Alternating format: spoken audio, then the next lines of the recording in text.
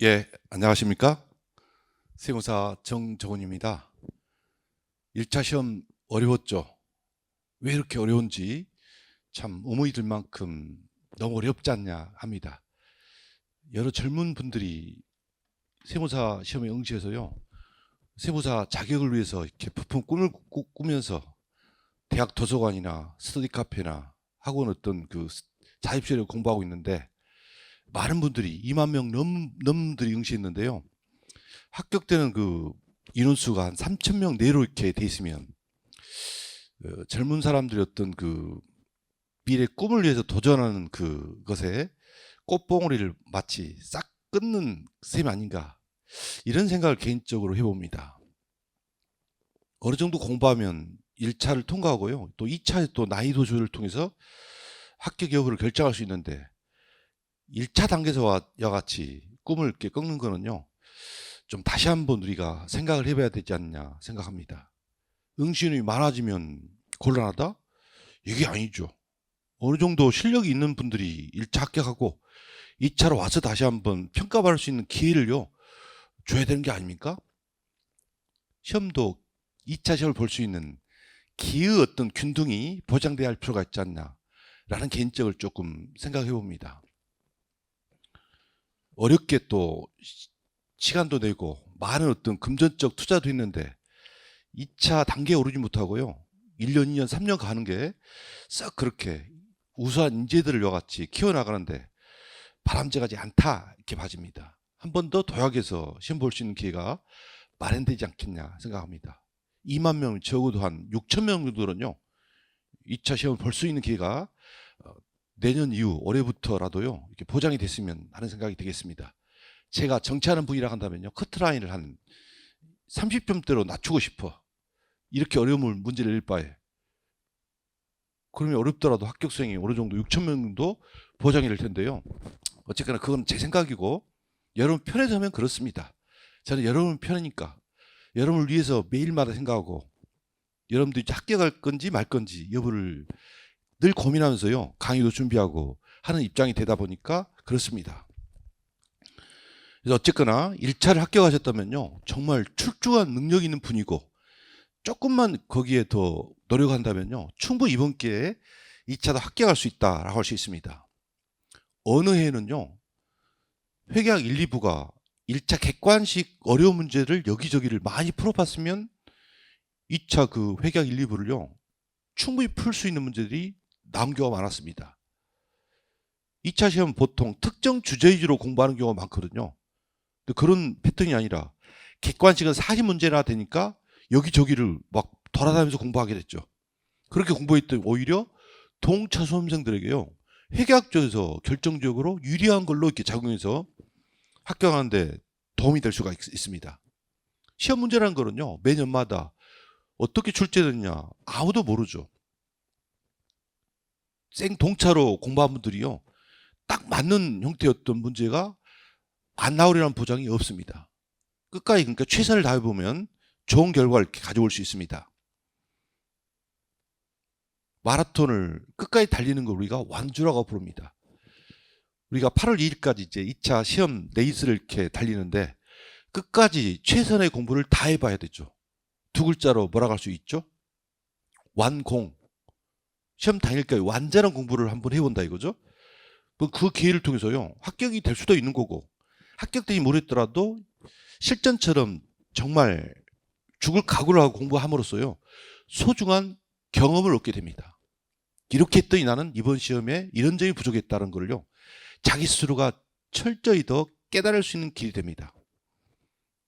그걸 체험하지 못하면요, 누가 알려줄 수 없죠. 이러저러한 내용이 공부가 됐는데 나는 이런 분야가 부족했다는 걸요, 이번 그 1차 합격 직후 8월 2일까지 완주를 해봐야, 완공을 해봐야지 그걸 알 수 있게 됩니다. 한 번의 기간이요, 그러니까요, 최종 합격을 위한 소중한 어떤 주어진 기회다고 생각하고 이걸 버리지 않고 자기 어떤 합격하는데 도움이 되도록 할 필요가 있습니다. 1차 합격 후에 고민하지 마시고요, 2차에만 매진할 필요가 있습니다. 그래서 여러분들 위해서 마련된 강의가요, 동차 세법학 이론 강의입니다. 이 강의는 세법학을 한 번도 공부하지 않은 분들, 수강하거나 또는 3차, 4차로 공부한 분들이 시간이 축약된 여하 같은 상황에서 막판에 한번 빠르게 수강해 볼 수 있는 과목이 동차세법학 이론 강의가 되겠습니다. 세법학 찝책으로요. 빠른 시일 내에 이해도구를 같이 완성하는 과정이 바로 세법학 이론 강의가 되겠습니다. 동차세법학 이론 강의가 되겠습니다. 그래서 그 강의 일정과 방향을 간단히 제가 자료 화면을 통해서 설명드리겠습니다. 개강일은요. 5월 7일 수요일 날 개강합니다. 5월 7일 있는 그 5월 7일 둘째 주 수요일 날 개강하면요. 수목이 진행되죠. 그리고 그 다음 주부터는 월화수목에서 22회차 일정으로 쭉 진행이 됩니다. 다음 주 수요일 강의는요. 일반적인 우리 학원 강의 시간처럼 9시에 시작합니다. 9시에 정각에 시작합니다. 근데 시간 확보를 충분히 하기 위해서요. 수목일 다음에 목요일 날부터는 20분 일찍 강의를 시작하겠습니다. 9시부터가 아니라 8시 40분까지 이 강의실에 와서요. 정확히 8시 40분부터 강의하겠습니다. 요즘은 해가 길어지고 있죠. 9시가 되면요. 일반인들 다 업무를 시작합니다. 수험생이 9시에 공부를 시작하는 거는요. 너무 늦습니다. 날씨가 점점 더 더워지는데 선선한 시절에 선선한 아침날에 빨리 공부를 하는 게 좋죠. 그래서 수요일을 뺀 그 다음 수목 이어서 수요일 날은 9시 시작하고 목요일 이후 강의가 끝나는 날까지는요. 8시 40분부터 강의 시작한다는 걸 알아주시면 되겠습니다. 강의 내용은요. 먼저 세법학 요약서로 단계 세법학 정리를 목표로 합니다. 세법학 찝책이요. 세법학 1, 2부 이론서를 4분의 1로 압축한 책입니다. 이 책으로 빠른 속도로요. 이해독을 할 수 있도록 책을 이렇게 준비했습니다. 동찾기에 필요한 핵심 유형을 설명하고요. 출제 예상 문제도 강의 시간에 제가 설명드리겠습니다. 그리고 진도별로 3회차 모의시험이 있습니다. 답안 작성 요령은요. 모의시험 본 직후에 한번 설명드리겠습니다. 매주 1회씩이요. 핵심 주제를 서브노트 해라고 제가 과제를 내줍니다. 매주마다 4개, 5개 주제를 목차하고 키워드로 정리된 서브노트를 해오세요라고요. 제가 과제를 내줍니다. 그럼 여러분들이 서브노트 작성된 그 2차 답안지를요. 사진을 찍어서 제 메일로 전송해 줍니다. 서로 주고받고 하면 절차가 복잡해집니다. 요새는 인터넷 시대 그리고 용량이 충분한 시대이기 때문에요. 예를 들어 서브노트를 4개 주제를 10페이지에 걸쳐 작성했다면 2차 답안지 그 네모를 정확히 사진 찍어서요. 저에게 제 이메일로 전송해 줍니다. 전구 받아서요. 잘된 점, 부족한 점을 제가 타이핑해서 적어 드립니다. 다음 주 해당되는 그 날짜에요. 다시 제가 이메일로 전송하는 식으로 여러분들이 서브노트 제출했던 주제를요. 피드백으로 점검하면서 진도가 나간 걸로 하겠습니다. 그 세법은 궁금한 점들이 너무 많죠. 그래서 강의실에 제가 강의 시작 전, 강의가 끝난 후에 상담드리고요. 그 인터넷에서도 지금 순간도 바로 전에도 강의를 어떻게 해야 될지, 수강을 어떻게 할지 질문한 분이 계시는데요. 인터넷 카페로도 강의 관한 진행이랄지 세법 내용에 관해서요. 저에게 질문 주시면 되겠습니다. 그럼 제가 일주일 내에는요. 친절히 답변 드리겠습니다. 네이버 카페 검색창에서 노란 세법을 검색하시면요. 노란 그 표지의 책들이 나옵니다. 이곳이 제가 운영하는 카페가 되겠습니다. 이곳에 질문을 주시면 되겠고요. 동차 세법학 강의 내용을 제가 짧게 이렇게 설명드렸고 책은 세법학 찝책입니다. 세법학 1, 2부를 4분의 1로 압축한 책입니다. 1부, 2부 이렇게 나눠지고요. 제가 강의 시간에 칠판에 적은 내용을 타이핑한 글씨체로 올해부터는 강의 노트를 출간합니다. 강의 노트에 그림도 그려주고요. 칠판에 적은 내용을 그대로 이렇게 옮겨 적은 거니까 강의를 수강할 때 필기 부담이 없이요. 강의에 집중할 수 있게 됩니다. 강의 노트 여백에 추가 사항을 기록하거나 하면 훨씬 더 법문 내용을 잘 이해할 수 있게 됩니다. 그리고 어떤 분들은 제가 칠판에 강의할 내용을 적다 보니까요. 아침 일찍 와서 칠판 전체를 한 컷, 두 컷, 세 컷, 네 컷으로 사진을 찍는 분들이 있습니다. 사진 찍은 내용과 이 세법 강의 노트를 절묘하게 결합시키면요. 아주 훌륭한 공부 지침서가 되겠습니다. 책은 이렇게 찝책으로 강의한다는 것 알려드렸고, 찝책을 간단히 소개하면요. 세법의 기본 목차 체계를 그대로 따랐습니다. 1차 공부한 후에 이제 2차를 본격적으로 이해대로 공부할 때 세법 1, 2부로 공부한 분들도 있고요. 그 전년도에 세법 1, 2부 두꺼운 채로 공부했던 분들이 단계와 같이 요약된 책으로 한번 빠르게 보겠다 하는 분들이 필요하기 때문에요. 세법 기본서의 목차 체계를 그대로 따랐습니다. 세법 1, 2부 책을 4번 1로 압축했다 이렇게 볼 수 있습니다. 목차와 키워드로 수강할 수 있도록 이렇게 준비해 놓고요. 그 판례 내용은 따로 이렇게 방대하게 설명할 수 없으니까 짧게 요약해 놨습니다. 그리고 기본서의 도표를 그대로 활용했고요. 사례 문제의 응용력을 높이기 위해서 1, 2부 사례 그 판례 문제 같은 거를요. 해당되는 규정 바로 밑에다가 짧게 압축 정리했습니다. 이런 내용이 바로 세법 찝책이 되어 있고요. 서점에서 한번 여러분들이 한번 확인해 보시면 되겠습니다. 그 다음으로 강의 순서와 그 시험 범위가 되는데요. 세법 일부는 국기, 법인, 소득, 상정 각각 배점이 20, 30, 30, 20 100점 만점이 됩니다. 세법학 2부는 부가, 개소, 지방, 저특으로 배점이 35, 20, 20, 25점이 됩니다. 부가세법이 35점이라 되니까요. 굉장히 배점이 높죠. 원가 관리에게 원가 파트보다 배점이 훨씬 높습니다. 그리고 개소세, 지방세, 저혈통제한법까지 해서요. 여러분들이 이렇게 구성이 되어 있습니다. 근데 22회차 이 동차 세법학 이론 강의에서요. 이들 8가지 법을 모두 강의할 수 없습니다.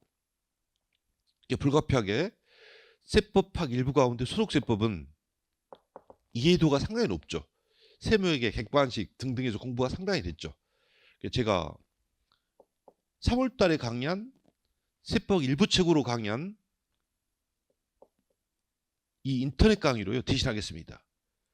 동차 세법 이론 강의를 수강하면 수강 신청한 날 다음 날부터 곧바로요.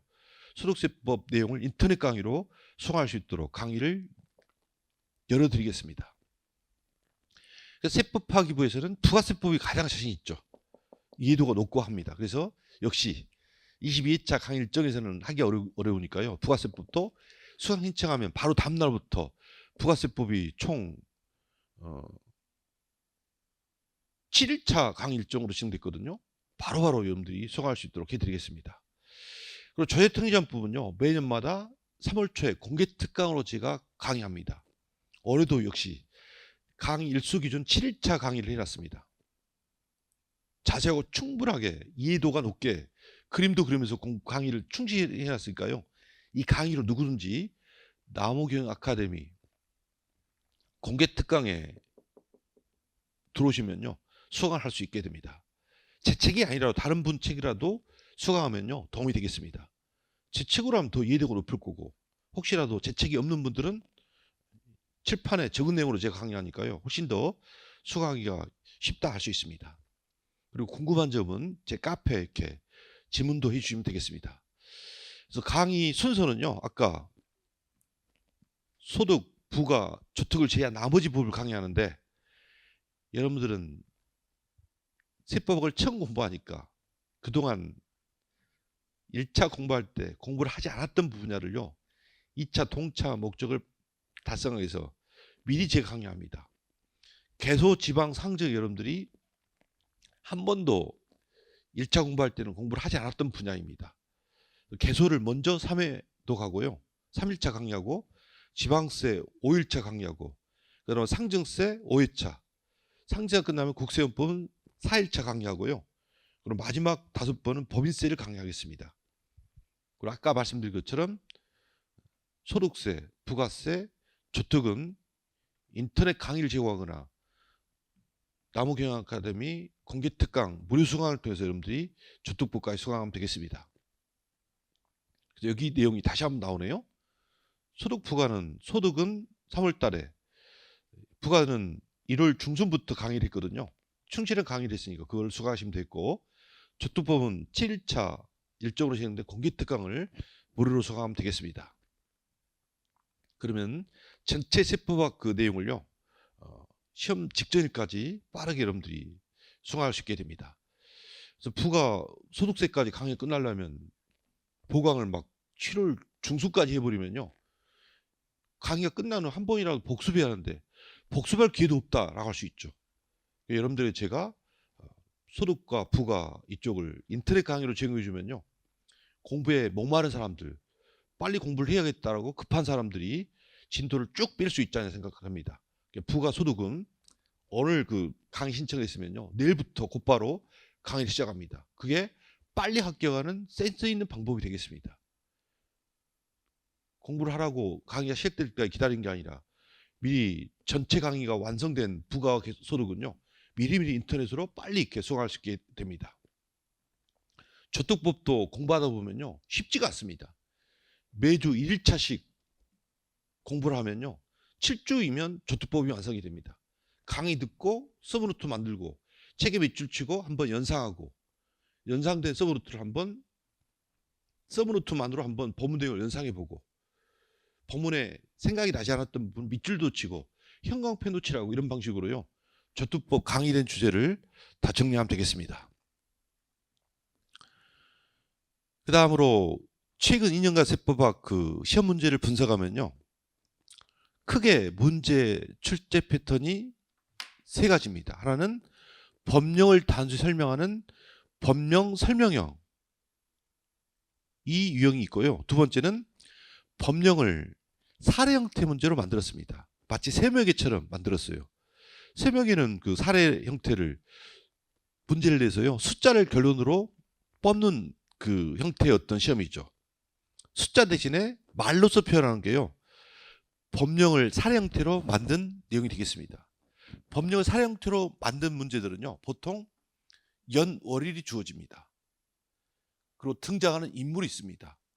갑회사, 을회사, 개인 A, 거주자 B, 이렇게 등장하는 인물이 있습니다.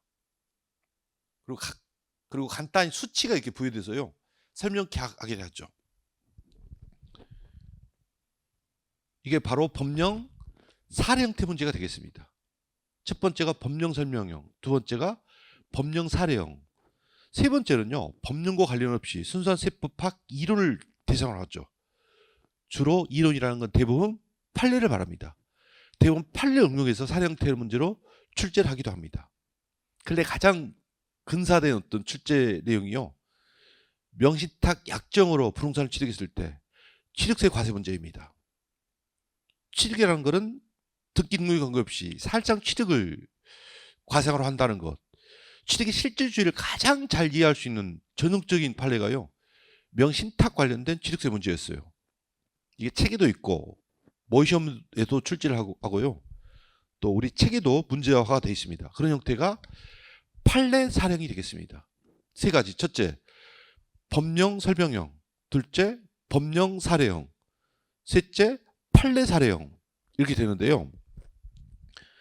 자, 자세히는 제가 시간 관계상 하기는 어렵습니다만은 법령 설명형이 문제 한 90%를 차지합니다. 2, 4년도, 2, 3년도 계속 보면요, 법령 설명 계속 나오죠. 간혹가다 법령 사례형이 있습니다. 2, 4년도 증여세에서 초과배당에 따른 이거증여 그 사례를 만들어 놓고요, 세무회계처럼 계산도 한번 해보고, 증일은 언제인지를 적어보고, 증여세 신고기한과 정산기한은 몇 년 몇 월인지를 적어보고, 이게 바로 수치로 표현되지 않는 법령 사례형이 되겠습니다. 물론 이 문제는 특이하게요, 초과배당 금액을 숫자로 계산해보는 문제이기도 했습니다. 이렇게 출제되는 경우가 간혹가다 있게 됐죠. 그리고 판례 사례형 문제가요, 여기 2, 3년도 명신탁 약정으로 취득했을 때 취득세를 어떻게 과세할 것 문제이죠. 이게 판례 사례형이 되겠습니다. 물론 여기에는 이제 답안의 근거가요, 판례라는 것은 법령에 근거를 두고 판결을 하기 때문에 법령을 기본으로 하죠. 근데 판례 어떤 결정례와 같이 믹스되어 사례를 이렇게 만들었습니다. 이런 형태가요 있게 됩니다. 법령 설명형이 출제 패턴의 거의 한 85%다 할 수 있습니다. 10%는 법령 설명형, 나머지 5% 정도가 판례 사령이다 할 수 있습니다. 이렇게 문제 분석이 됩니다. 이렇게 문제 분석이 되기 때문에요. 문제 분석을 이렇게 했으면요. 공부 방향이 결정이 됩니다. 법령 설명형이 출제 거의 대부분을 구성하기 때문에 공부할 때 어떤 방법으로 공부를 해야 할까요? 첫째, 기본서를 공부한다는 것.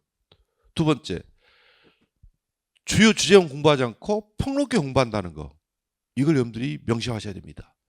요즘 세법학 그 출제는요. 특정 어떤 주제를 어렵게 난이도 있게 문제를 막 고급스럽게 만들어 출제하는 게 아니라 수험생들이 공부 안 할 것 같은 주제를 불현듯 이렇게 출제해서요. 난이도를 조절합니다. 대표적인 사례가 작년도 국세교문법 문제, 국세 환급금 관련된 문제입니다. 이게 있다는 거야 잘 알고 객관식 문제 풀이할 때도 공부가 됐거든요. 근데 막상 2차 수험생들은 이보다 중요한 주제가 많으니까 이거는 후순위로 밀어놓고 공부를 등한시합니다. 그런 우리의 약점을 출제자가 알고요. 국세 환급금을 출제해서 수험생들이 어렵게 만듭니다. 점수를 그러니까 60점 이상을 득점을 못하게 만듭니다. 난이도 조절 문제로 이와 같이 예상치 못한 문제를 불현듯 출제하게 됩니다. 그게 국세 환급금 주제이고요. 쭉 이어보면 사회가 다른 회계처리 경정세액공제, 분식회 경정세액공제가 누구나 중요하죠. 근데 해산시 관합부세 어떻게 처리할 거냐. 그리고 사람들이 미처 준비를 못하거든요. 사회가 다른 회계처리 경정세액공제 취지 요건 효과 공제 방법 등이 쭉 있는데 해산시 관합부세 공제 방법은요 맨 뒤에 있다 보니까 공부를 소홀히 하게 됩니다. 이런 문제를 이와 같이 5점으로 쭉 출제해서요.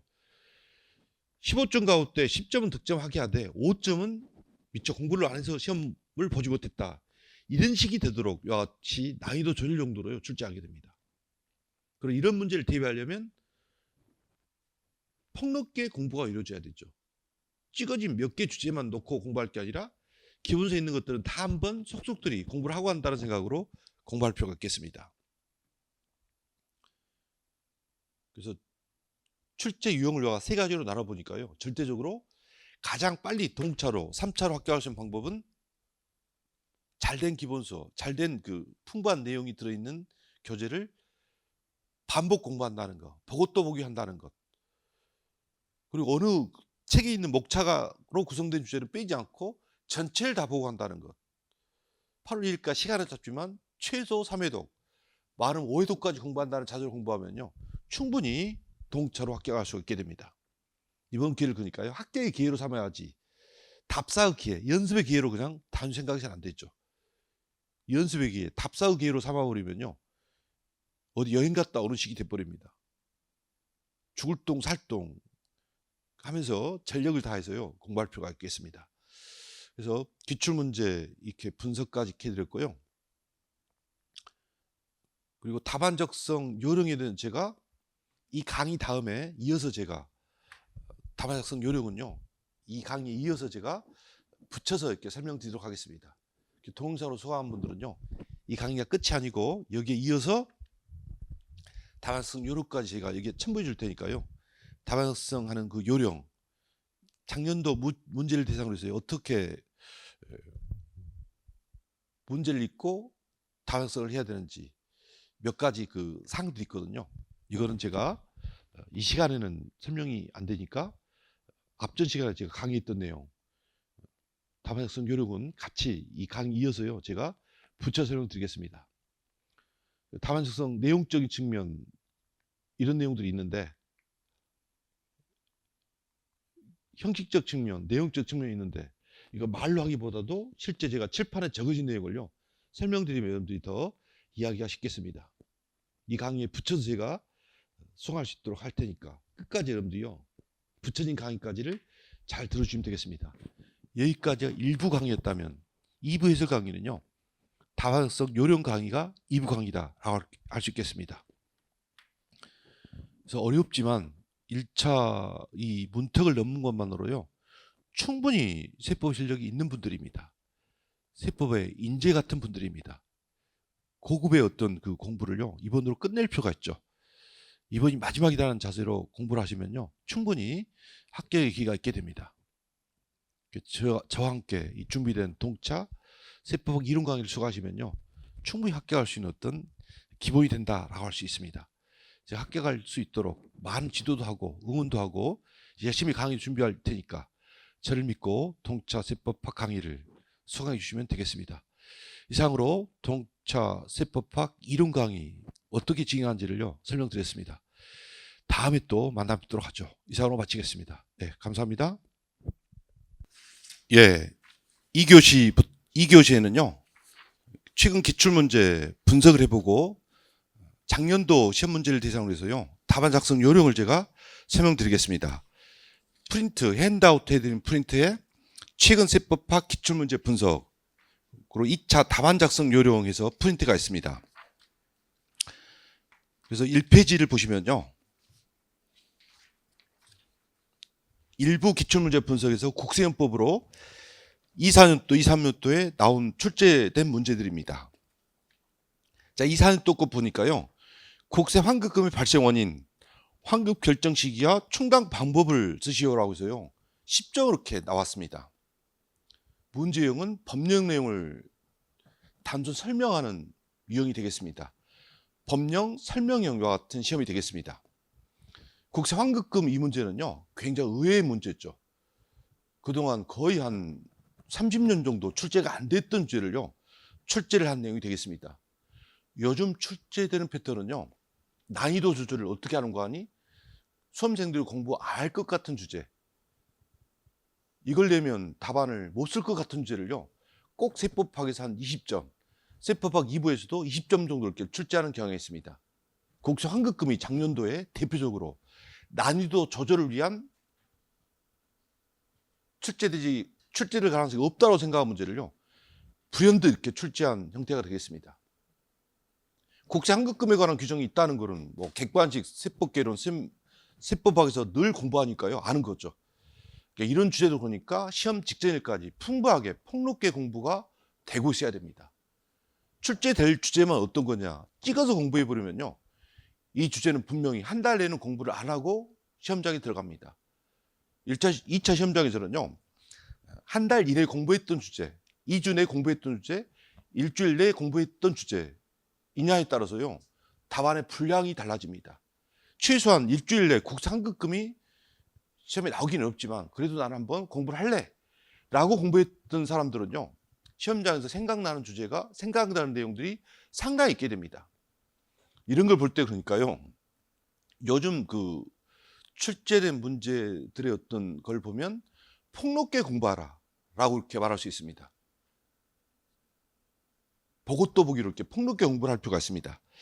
그래서 두 번째는 해명 자료 제출이 이의신청인지 여부, 그리고 소송의 타당성을 이렇게 설명하고 해서요. 4점으로 이렇게 짧게 나온 건데 이거는 판례를 응용한 사례형 문제가 되겠습니다.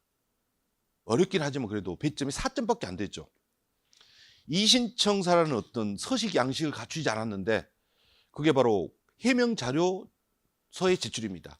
해명 자료 제출 내용이에요. 불복의 취지랄지 이런 것들이 담긴 내용으로 과세 자료 해명서가 이렇게 제출됐습니다. 그렇다면 그것도 이신청서라는 이와 같은 서식으로 이와 같이 신청서를 하지 않았지만 해명 자료 제출도요. 일종의 이신청의 내용으로 볼 수 있다 이거죠. 여러분 형식이나 서식에 치중하지 말아야 되죠.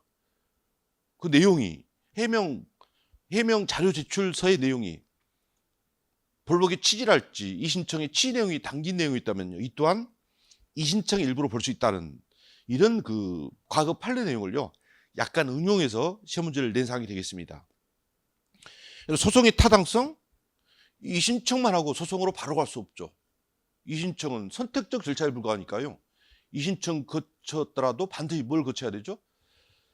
국세청장에 대한 심사 청구, 조세심판원에 심판 청구를 해야 됩니다. 그게 없이 소송을 제기했다면요, 소송은 타당하지 않습니다.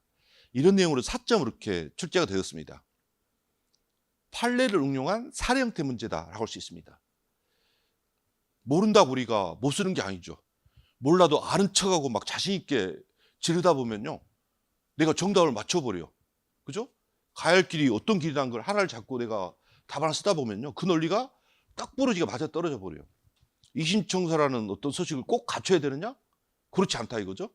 과세자료 해명 그 제출서 내용에 벌목의 취지랄지 이신청의 취지를 담은 내용이었다면요, 그 또한 일종의 이신청이라 볼 수 있다 이거죠. 당연히 이신청을 거쳐놓고 바로 소송을 하는 거는요, 소송의 전시 절차인 심사심판청을 거치지 않았으니까 소송을 제기하더라도 각하 결정이 내려집니다. 소송은 타정 않다는 거 이렇게 적었으면요, 단 3줄 안에 적었더라도 이런 취지 내용이 담겨 있으면 충분한 득점이 됩니다. 그게 주관직 시험의 매력이 되겠습니다. 몰라도 우리는 우겨서 득점을 달라고 같이 점수를 짜낼 수 있다는 거, 이런 자신감이 있을 필요가 있습니다.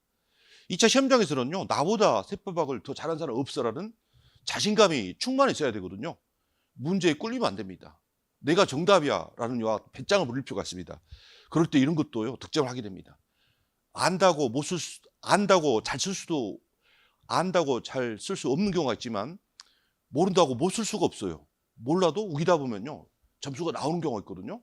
그런 형태의 문제다 이렇게 할 수 있습니다. 그리고 소송 전 권리 구제 절차는 심사 심판 청구를 거쳐야 됩니다.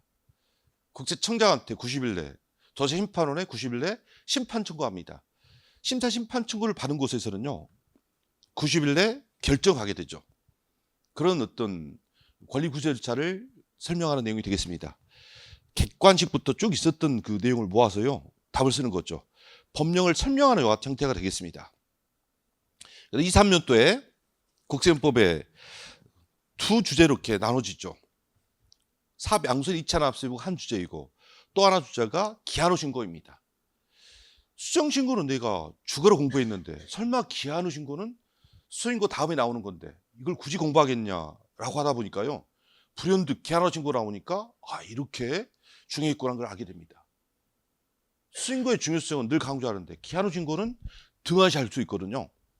그런 점에서 이런 주제도 공부가 돼야 됩니다. 요즘은 단답형이라는 것, 10점 이상 분량으로 같이 배점에서 출제되는 문제는 찾기 어렵고요, 소배점으로 같이 4점 배점 이런 식으로 출제가 됩니다. 첫 번째, 2차 납세문자인 사배양수인의 요건, 사배용 권리임을 포괄 승계한 자로서요, 다음에 나간 자가 2차를 지게 됐죠. 양도인의 특수관계 인자, 특수가 아니었더라도 양도인의 조세 피목적으로 사업을 양수한 자, 이런 자가 양수인으로서 2차를 지게 됩니다. 그걸 적으면 4점 득점이 됩니다. 단답형이라는 거 어려워할 필요가 없습니다. 그다음에 사업 양수인 2차 납세임 한도, 양수한 재산가의 한도로 합니다. 그것만으로는 부족하죠. 양수한 재산가가 뭐냐를 부연 설명해 줘야 되죠. 양수한 재산가는 다음에 가액으로 하는데, 양수인 양도인에게 지급했거나 지급할 대가가 있으면 그 대가죠. 그걸 네 자로 줄이면 뭐이죠? 양수대가입니다. 근데 양수대가가 없거나 불명할 수 있어. 그러면 뭘로 하죠? 양수한 자산의 시가에서 부채를 뺀 가액이죠. 양수한 순자산 시가를 1번 그 대가를 대신하는 순자산가액을 하게 됩니다. 이걸로 그치지 않죠. 순자산 시가보다 낮은 대가를 지급했어. 그럼 그 낮은 대가를 한도로 하면요, 사업양수의 2차 납세부를 축소해서 지는 결과가 됩니다. 현저히 낮은 어떤 대가일 때는요, 순자산 시가를 납부 책임의 한도로 하게 됩니다. 이를 위해서 어떻게 판단하죠? 현저히 낮은지를 어떻게 판단하죠? 순자산 시가와 대가의 차익이 시가의 30% 이상이거나 또는 그 차익이 3억 이상일 때를 기준으로 하죠. 그럴 때는 맥시멈 둘 중 큰 쪽을요, 순자산 시가로 이렇게 양수한 그 대가로 납부 책임 한도에 그렇게 책정합니다. 그 내용을 적으면 4점 득점이 됩니다. 그다음 기한후 신고에서는요, 총 12점을 배점해 놓고 제출 기한 2점, 기한후 신고 시 확정과 관련 세무조항이 수행할 절차 2점, 기한후 신고했을 때 가산세 감면 내용이 8점 이렇게 되어 있습니다. 역시 이것도 기한후 신고라는 어떤 주제를 대상으로 해서 크게 12점 해놓고 2점, 2점, 8점을 이렇게 배점하고 있습니다. 기한후 신고서 제출 기한은 언제까지죠? 신고가 안 됐을 때 기한후 신고하는 거니까요. 신고가 안 됐다면 납세 의무가 한 번도 확정된 바가 없죠. 확정되지 않는 국세를 과세관청이 최초로 확인하는데 그걸 두 글자로 뭐라고 하죠? 결정이라고 하죠. 세무장이 과표와세액을 결정하여 통계화 전까지 기한후 신고를 제출하면 됩니다. 이렇게 적으면 정답이죠. 근데 수선신고가 굉장히 생각나. 수선신고의 기한이 정말 생각나. 결정, 경정, 통지 전으로서 국세 부과체이 끝나기 전이다라고 적어버리면요. 기한후 신고의 기한을 적은 게 아니라 수선신고의 기한을 적는 셈이 됩니다. 그렇게 적으면 안 되는 거죠. 채점하는 사람 냉정하게 채점합니다. 내가 언제 기한후 신고에 기한을 적으라겠지? 수선신고 기한을 적으라겠느냐? 너는 뭔가 공부가 부족하다라고 생각하고요. 득점을 안 해줍니다. 마이너스는 할 수 없지만 여기에 주어진 배점, 위점을 득점을 안 해줘 버립니다. 묻는 내용만 얄미울 정도로 딱 답을 작성해야 됩니다. 그러나 기한후 신고만으로 납세 확정되지 않기 때문에 과세관청에서는 뭘 해야 되죠? 결정해야 되죠. 그걸만으로 부족하니까 결정은 언제까지 하죠? 기한후 신고를 받았으면요. 신고일로부터 3개월 내에 결정하여 통지하도록 되어 있습니다. 물론 부득이한 사정이 있으면요. 결정이 지연된다라고 지연 통지를 하도록 되어 있죠. 그런 내용을 적었을 때 역시 2점 배점이 되겠습니다. 2점이라는 거는요. 분량이 한 3줄 정도 내용으로 적으면 되겠습니다. 그러나 기한후 신고지 관련 가한세가 어떤 가한세가 있습니까? 당초 신고하지 않았으니까 과소신고가 아니라 무신고 가한세가 부과되죠. 그리고 감면율을 적어라. 감면율은 50%, 30%, 20%입니다. 처음 1개월로 했을 때는 50%, 그 다음 2개월로 했을 때는 30%, 마지막 3개월로 했을 때는 20% 이렇게 되죠. 합치면 1개월, 2개월, 3개월 합치면 몇 개월이죠? 6개월이죠. 신고기한 지나서 1개월일 때는 50%, 1개월 초가 3개월로 해서는 30%, 3개월 초가 6개월로 해서는 20%. 다시 정리하면 처음 1개월은 50%, 그 다음 2개월은 30%, 마지막 3개월은 20% 이렇게 정리하고 있으면 되죠. 공부했으면 바로바로 이렇게 답을 작성할 수 있네요. 그래서 이 2-4년도 시험 문제, 2-3년도 시험 문제는요 아주 쉬웠다 이렇게 할 수 있습니다. 공부가 좀이라도 된 분들은 쉽게 득점할 수 있었던 주제입니다. 문제 유형을 보면요, 문제 유형을 보면 다 법령을 단순히 설명하는 법령 설명형이 되겠습니다. 간혹가다 법령 사례이 있는데 사례인 듯한데 내용을 알아보면요 그냥 설명하는 내용이 되는 경우가 많습니다. 문제 구색상 갑이 있고 을이 있고 언제까지 뭘 했다 이렇게 나와 있는데 요구사항을 읽어보면 그냥 뭘 쓰시오 이거야. 허탈하죠. 그러니까 사례형 문제는 문제를 잘 분석한다라고 알고 있으니까 분석을 찌라게 해놨더니 맥이 풀립니다. 뭘 그냥 설명하실 거야. 그냥 뭘 설명하라고 하면 문제의 어떤 그 질이 좀 낮다고 생각하고요. 그럴듯하게 어떤 문제를 구성시키기 위해서 갑이 없고 어떻고 을이 어떻고 언제까지 뭘 했다 이렇게 나오는데 막상은 뭘 설명하시 이런 식이야. 요즘 시험 문제 유형이 그런 경우가 거의 많습니다. 상당히 많은 경우가 그런 형태가 되겠습니다. 2-4년도, 2-3년도 분석하면요. 판례 사령이 전체 2-4년도, 2-3년도 합쳐보면요. 4점밖에 안 됩니다. 그러니까 이걸 우리가 알아보면요. 결과적으로 책에 나온 기본서를 폭넓게 보고 또 보기를 하라. 이런 식이 되겠습니다. 기한후 신고를 한 몇 번 정도 봐야 할까요? 보고 또 보기를 5번 이상. 5번 이상이라고 말하는데 합격을 간절히 할 부분들은요. 어떻게 말한 거 아니? 사실 20번 봤으면서 자기 친구들한테는 방심하게 하려고 하는지 몰라도요. 4번밖에 보지 않았다고 합니다. 그리고 점수가 나오는데 거의 뭐 60점 이상 점수를 충분히 받았어. 그런 경우가 많다 이거죠. 내가 공부하면 남도 안 하겠지 이렇게 생각하면 안 되죠.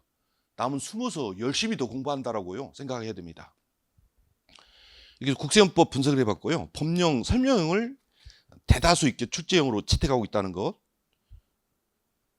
2-4년도 문제가 좀 의외였죠. 2-3년도는 누구나 예측 가능했고 충분히 공부했다면 쓸 수 있는 사항이 되겠습니다. 2-3년도 같은 경우 동차 목적에 공부한 분들이요. 공부를 포기해버리면 아쉬운 점이 있죠.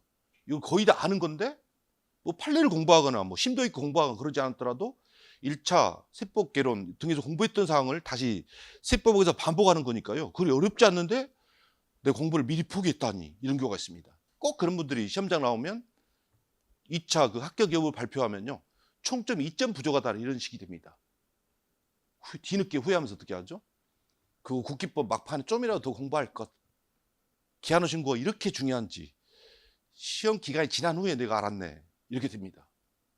이게 막판까지 최선을 다해보려고 하는 이야기가 바로 이런 내용이 되겠습니다. 법인세법 30점으로 나오는데, 이 사연 또 법인과 신탁재산과 그 납세의무자 법인세 과세 적용해서요, 배점이 좀 크네요. 15점. 왜? 써야 할 일이 굉장히 많지 않습니까?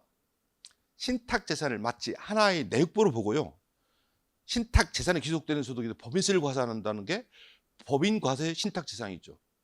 법인과세 신탁재산은요, 법인과 신탁재산의 그 요건을 갖춰야 됩니다. 요건이 몇 가지가 있죠.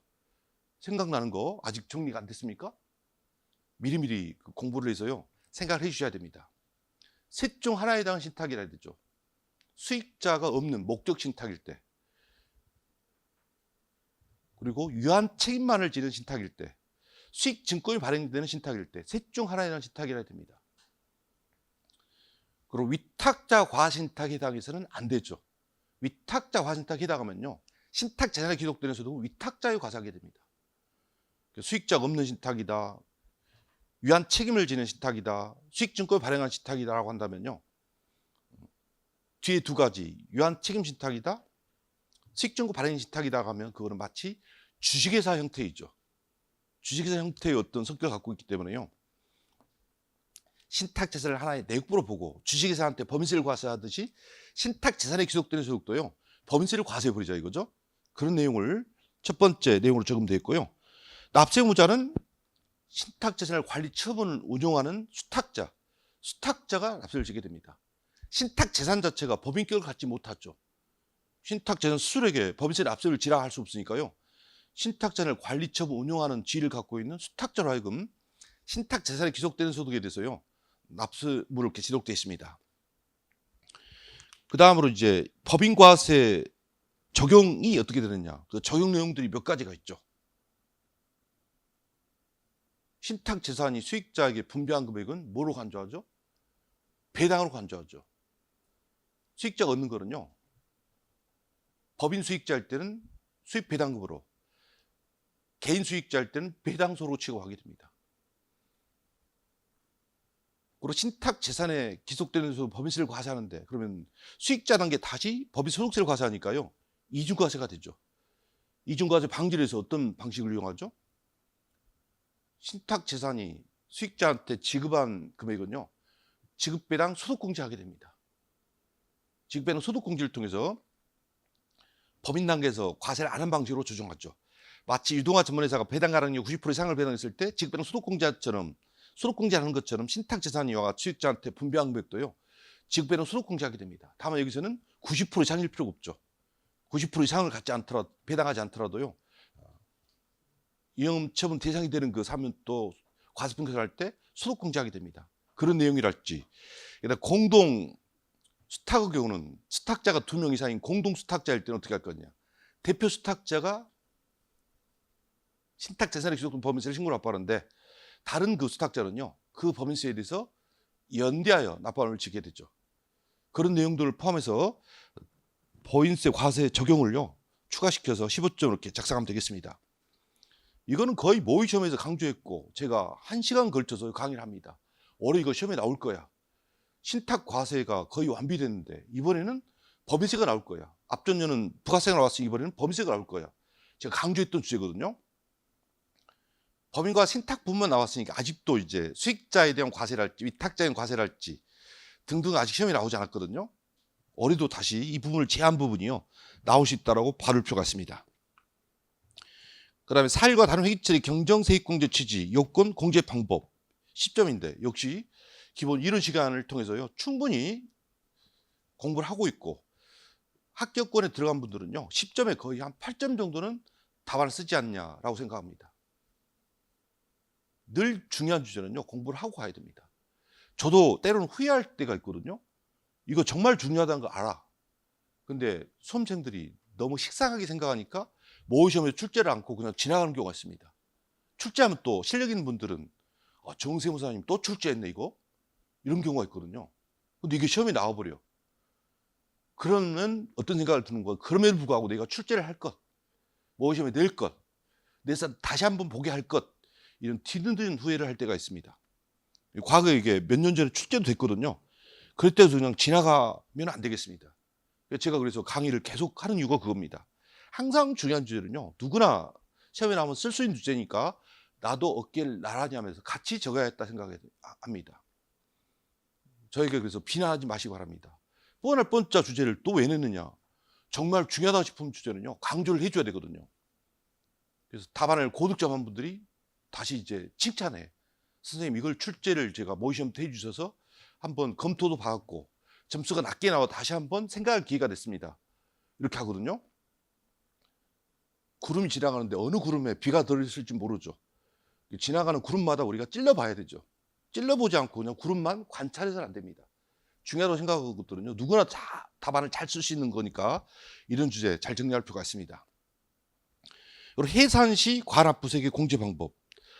분식의 관합부색이 유일하게 환급받을 수 있는 길은 딱 한 가지입니다. 법인 해산해. 그래서 청소년 법인세를 납부해.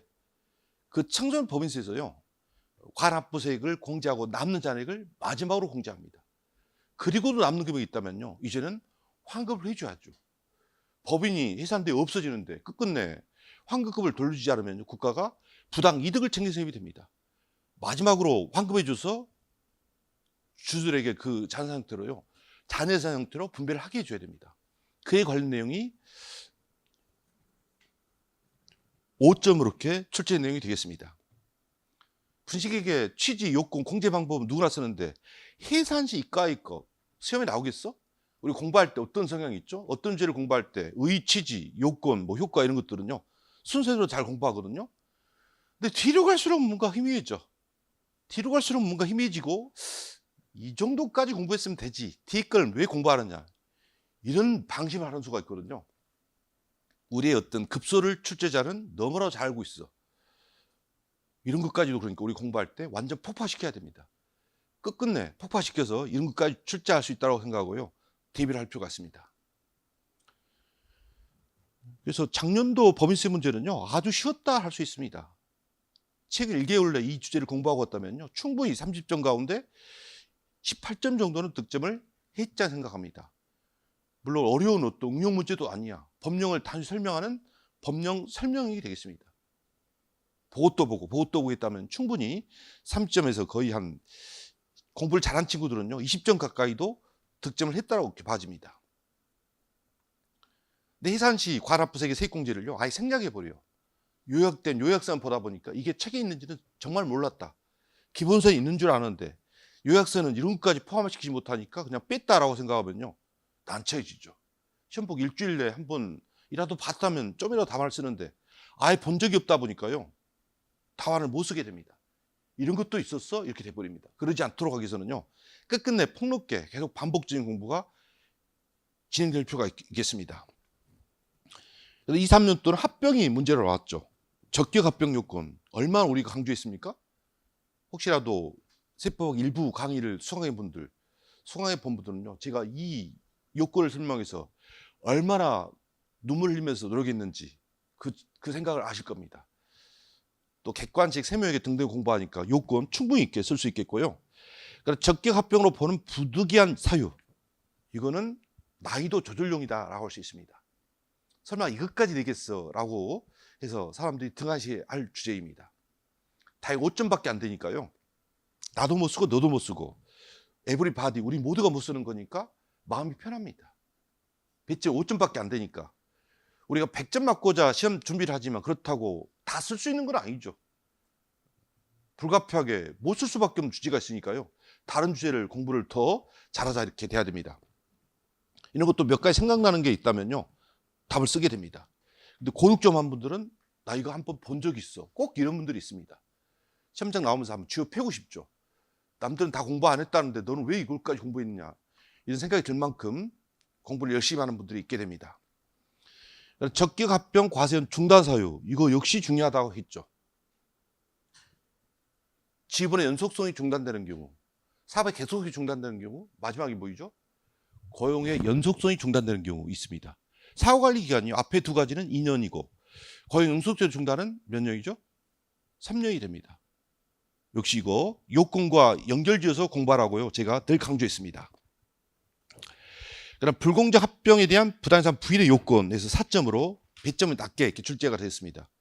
불공정 합병이 이루어지면요, 주가가 과대평가된 법인의 주주가 주가 과소평가된 법인 주주로부터 이익을 얻게 되죠. 이럴 때 이익을 얻은 주주에게요, 이와 같이 개인주일 때는 증여세, 법인주일 때는 입금 사입으로 과세합니다.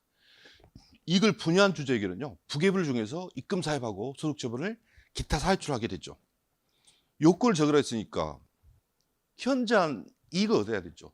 현저한 이익을 얻는지 어떻게 하죠?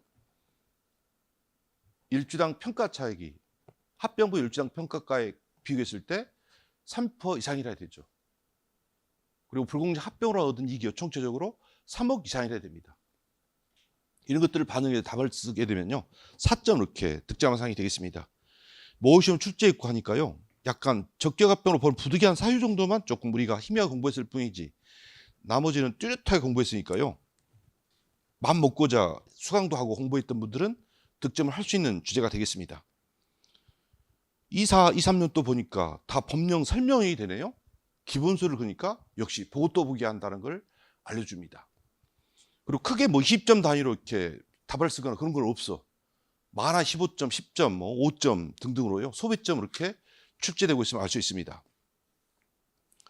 그 다음으로 소득세 보겠습니다. 2, 4년 때 소득세, 국외산 양도세 납세 의무자 요건과 과세형 자산을 설명하시어 있어요. 7점입니다. 양도세가 우리가 뒤늦게 공부하는데 그 가운데 국외자산 쪽을 이와 같이 7점이나 이렇게 시험 문제로 이렇게 출제했습니다. 이 부분까지 공부를 한다는 거는요, 정말 포괄적인 공부가 이루어졌음을 알려줍니다.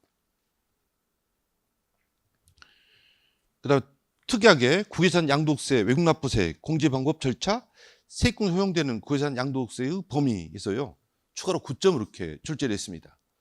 아주 난해하게 생각했던 주제가 되겠습니다. 시험 보기 직전 한 달 내에는 이 주제를 한 번이라고 공부했으면 최소 점수는 득점하는데 그러지 않아 버리면요, 아주 난처한 그 상이 되겠습니다. 그럼 국외 진출세는 사례인 듯한데 그냥 단순 설명의 시험이 됩니다. 14점 몇 점으로 누구나 이렇게 준비했고요, 모의시험에서 우리가 공부했고 충분히 답을 쓸 수 있었던 주제입니다. 그 다음 2, 3년 때 사업소득의 요건을 괄호놓기로 이렇게 시험이 나왔습니다. 사업소득이 되려면요, 사업을 해야 되죠. 사업이라는 게 뭐인지 그 개념이 있죠. 영리를 목적으로 자기성과 책임하에서 계속 반복적으로 행하는 사회적 활동을 우리가 사업이라고 부르죠. 그런 활동을 통해 얻은 소득이요, 사업소득이 됩니다. 괄호놓기 시험으로 이렇게 핵심 그 문구를요 쓰는 시험으로 이렇게 나왔습니다. 그다음에 사업소득의 과세 여부, 여러 가지 그 농가 보업소득 등 사업소득 비과세 소득들이 있죠. 그런 것들을 이렇게 문제로 이렇게 제시해서요, 과세인지 여부를 판단하는 문제가 이렇게 출제되었습니다. 좀 난해하게 출제되었다 할 수 있습니다. 그다음 분홍산 임대소득의 구분 회계 처리. 분홍산 임대소득은요, 사업소득인데 다른 사업소득과 구분하여 처리해야 되죠. 구분 처리해야 되는 가장 큰 이유는 뭐이죠? 일반 사업소득 발생 결소금은 다른 소득 공제가 됩니다. 그런데 부동산 임대 발생한 결소금은요, 다른 소득에서 공제가 되지 않습니다. 그렇기 때문에 부동산 임대소득은 다른 소득과 구분 회계 처리가 돼야 되죠. 소득 금액인지 결소인지를요, 다른 제조업 등 소득과 구분 처리를 해야 됩니다. 이게 5점 이렇게 출제가 되었고요. 그다음 일용 근로자의 요건과 일용 근로자의 과세 방법, 세액 계산 절차 이렇게 쓰라는 시험이 나왔습니다. 일반 근로자도 아니고 일용입니다. 동일 고용주에게 3개월 이상 고용되지 않는 자가 일용 근로자가 되죠. 그게 기본 요건이 되겠습니다. 일용 근로자 근로소득은요, 원천징수로서 과세가 종결됩니다. 무조건 분리과세가 되죠. 세액 계산할 때는 어떻게 하죠? 일당 급여에서 얼마를 공제하죠? 일당 10만 원 아닙니다. 20만 원도 아니죠. 15만 원을 공제합니다. 그럼 과소평이 되고 세율은 소득세율 가운데 가장 낮은 세율 6% 세율 적용합니다. 세액공제가 될까요? 그렇습니다. 근로세액공제로 산출세액의 50%를 공제해서요. 그 세액을 원세액으로 하게 됩니다. 설마 이거를 문제로 냈다니. 참 그러니까 폭넓게 끝끝내 공부가 돼야 한다는 걸 알려줍니다. 그리고 상정세 24년도 문제, 초과 배당 이익의 증여 규정의 취지와 과세 요건, 그리고 간단한 어떤 계산 사례가 나왔습니다. 초과 배당 금액을 계산하는 문제, 계산 과정과 근거 규정을 줬고요. 그 증여일이 언제인지, 초과 배당에 따른 이익의 증여에 대한 증여세 신고 기한이 언제인지, 소득세를 줘가지고 공제해야 되니까요. 소득세 확정 신고가 돼야지 소득세를 알 수 있으니까 그 시기에 정산 신고를 하게 됩니다. 날짜를 이렇게 찾아서 적는 와 같은 형태입니다. 계산과 판단 이 내용이요. 법령을 약간 사례 형태로 문제화했다라고 할 수 있습니다. 이것도 제가 기본 이런 시간에 거의 한 40분 이상을요. 연도도 표시하고 금액도 계산해주고 하면서요. 차근차근히 설명드렸습니다. 강의 들은 분들은 쉽게 이게 득점할 수 있었던 주제가 되겠습니다. 초과 배당 관련된 주제만 한 방에 다 나왔네요. 앞에 거 9점, 계산 판단 11점 이렇게 되어 있습니다.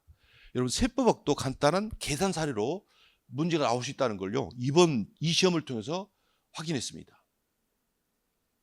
세법학은 계산은 전혀 안 나온다고 이렇게 생각하면 안 되죠.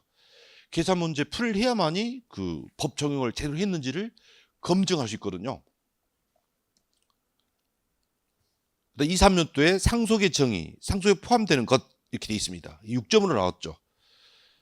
민법상 상속이라는 것은요. 자연인의 사망이나 실종 선고로 그자의 권리무가 일정한 단계에 포괄 승계된 걸 말하죠. 이것만 상속세법은 상속이라 하지 않고요. 상속세를 과세하는 상속에는 민법상 이와 같은 상속뿐만 아니라 뭘 포함하죠? 사인증여, 유증 포함하죠. 특별 연고자에 대한 분효도 상속의 범주에 포함합니다.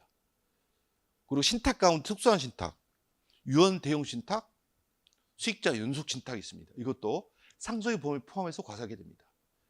세법학 동차 GS 강의, 동차 세법학 이론 강의를 들으면요, 당연히 이걸 쓸 수 있습니다.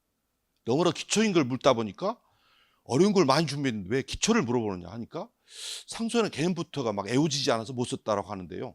이건 상식이죠. 상식. 상식에 맡겨서 답안을 써야 되는 주제가 되겠습니다.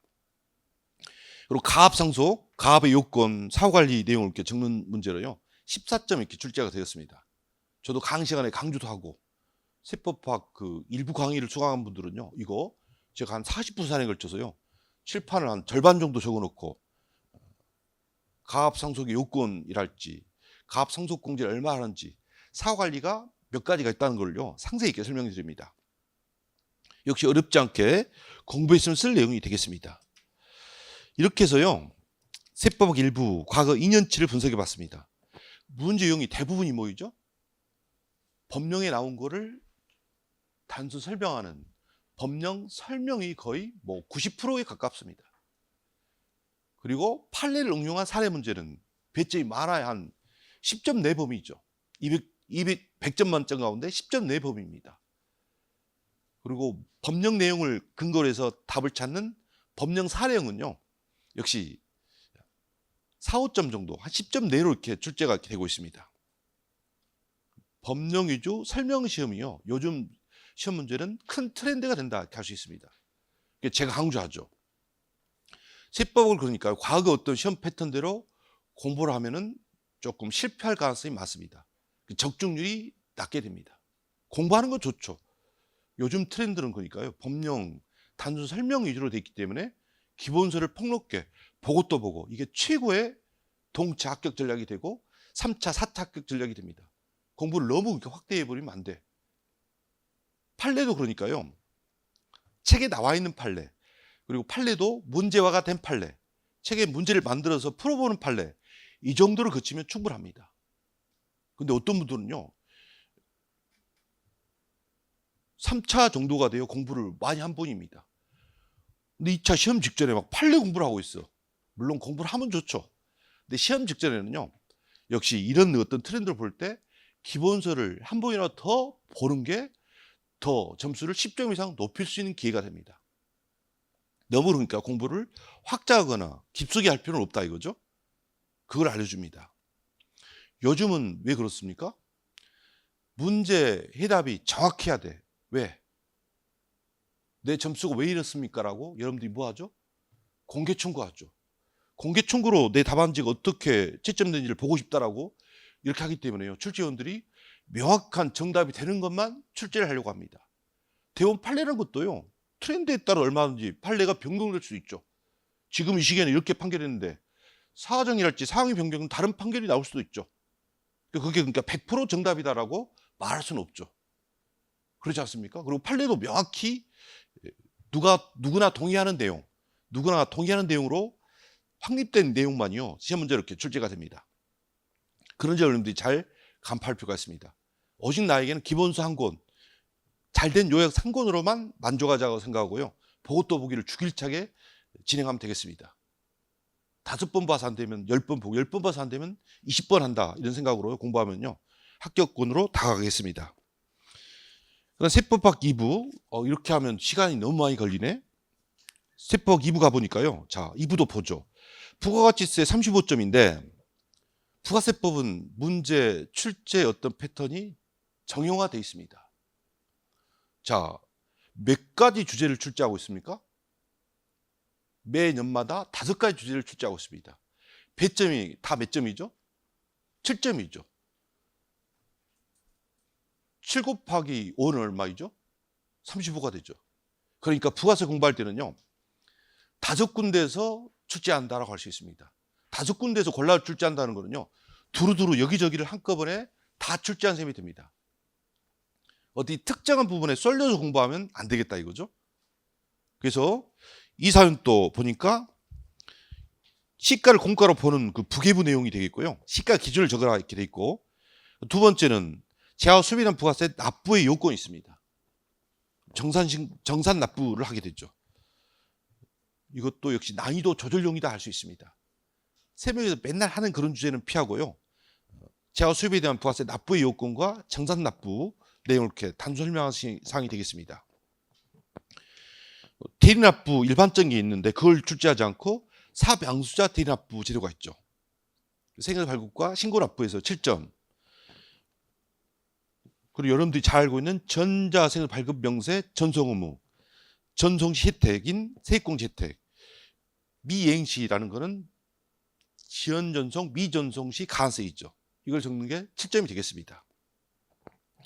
그다음 공통매입세액 전체 내용을 우리가 잘 적냈는데 세부적으로 디테일하게 들어가서 면세 사업이라는 그 범위는 어떻게 되느냐. 그래서 면세 공가액이라는 거는요. 면세 사업의 수익금액 말하지 않죠.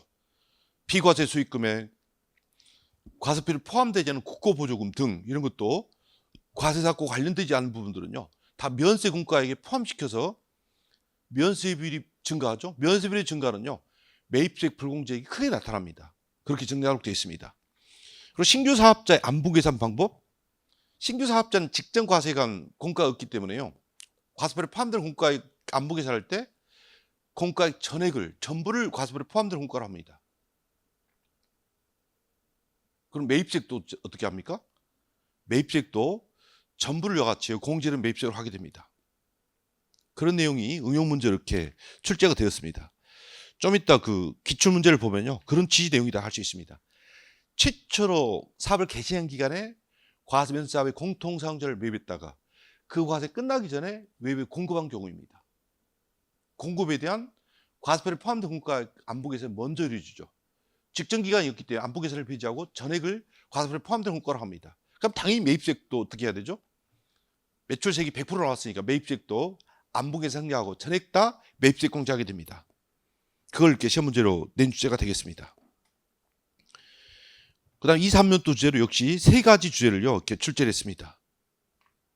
위탁 판매와 신탁 관련 재화 공급 시 위탁자의 납세 의무, 위탁 판매와 신탁 관련 재화 공급 시 위탁자의 부가세 납세 의무 내용을요, 양쪽을 비교 설명하는 내용으로 출제가 되었습니다.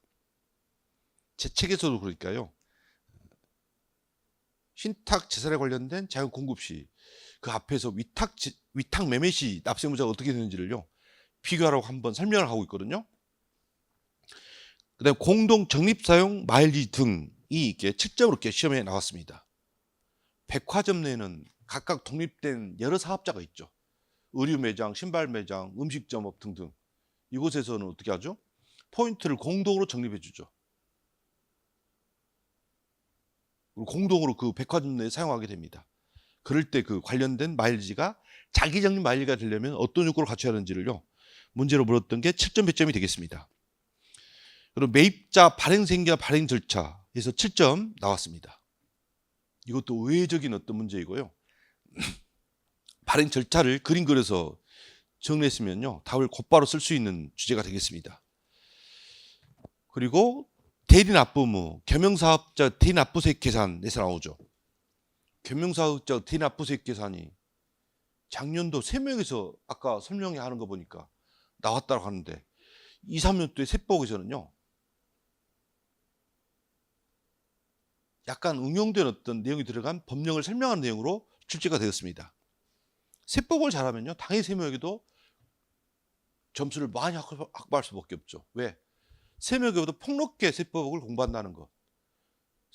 세무역보다 세법학이요 그 공부하는 그 영역이 훨씬 폭넓습니다. 양도국세도 가압상속시 그 양도국세 문제도요 세법학에서 오래전부터 다루고 있는 주요 주제거든요. 그것도 제 강의 시간에 설명했던 어떤 분이 선생님 그것이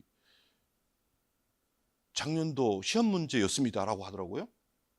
제 강의를 들은 분들은 그 가압상속시 그 양도세 문제도요 일부 접근할 수 있었다라고 이렇게 말한 분들을 제가 만난 적이 있습니다.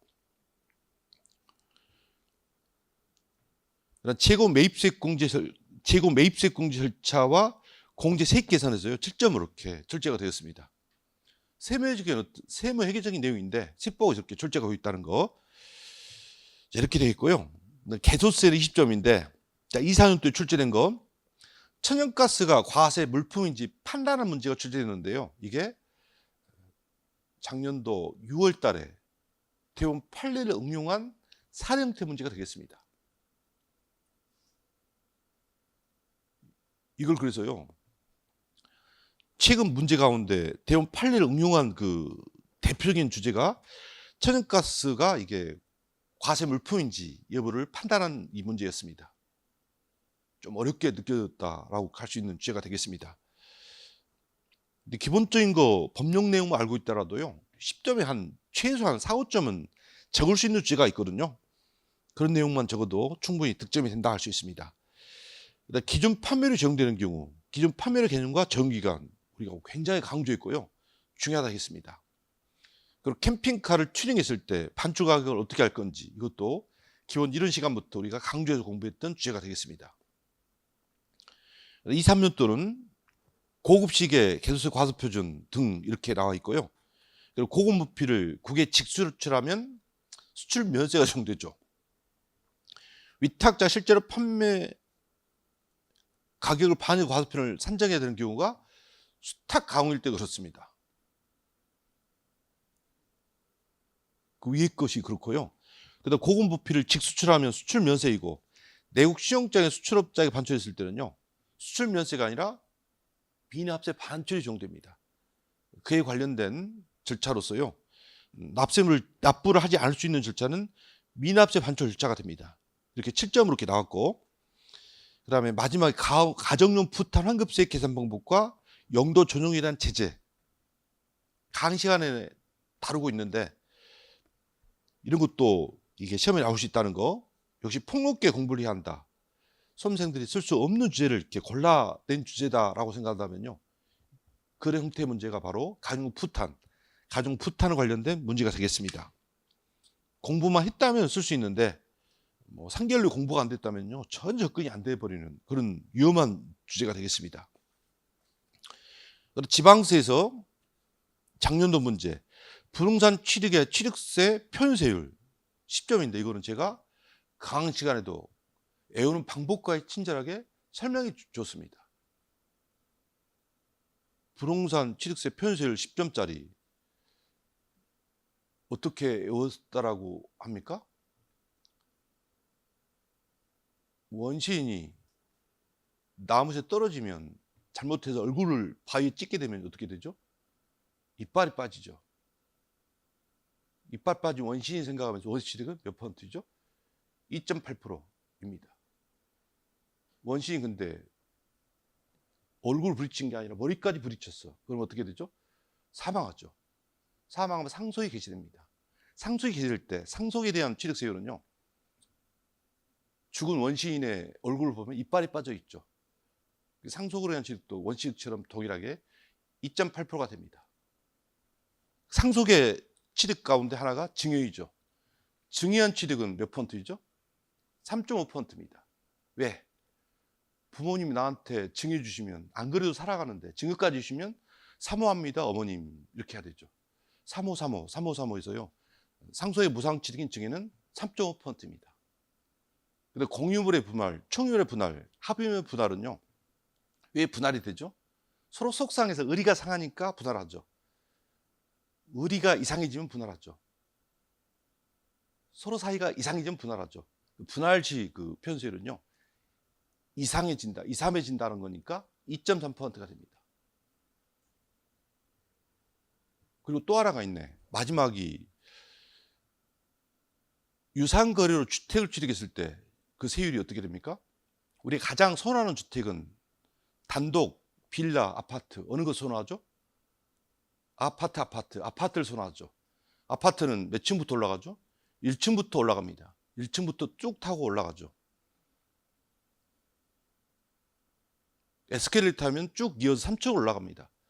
그래서 유상거래 주택을 취득했을 때는요, 1%에서 3% 정해진 세율을 이렇게 적용합니다.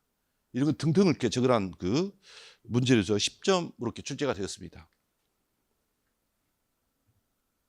단순한 암기사항인데 이렇게 출제가 된다는 거. 그래서 취득세 편수율은 정말 제가 중요하다. 이거는 상식이라고 말씀드렸고요. 기억하는 방법까지 제가 방금처럼 알려드렸습니다. 키키키 웃고 하는 분들도 계셨는데 웃음을 문제로 이렇게 승화시켰다면요, 합격도 잘했으리라 이렇게 생각합니다.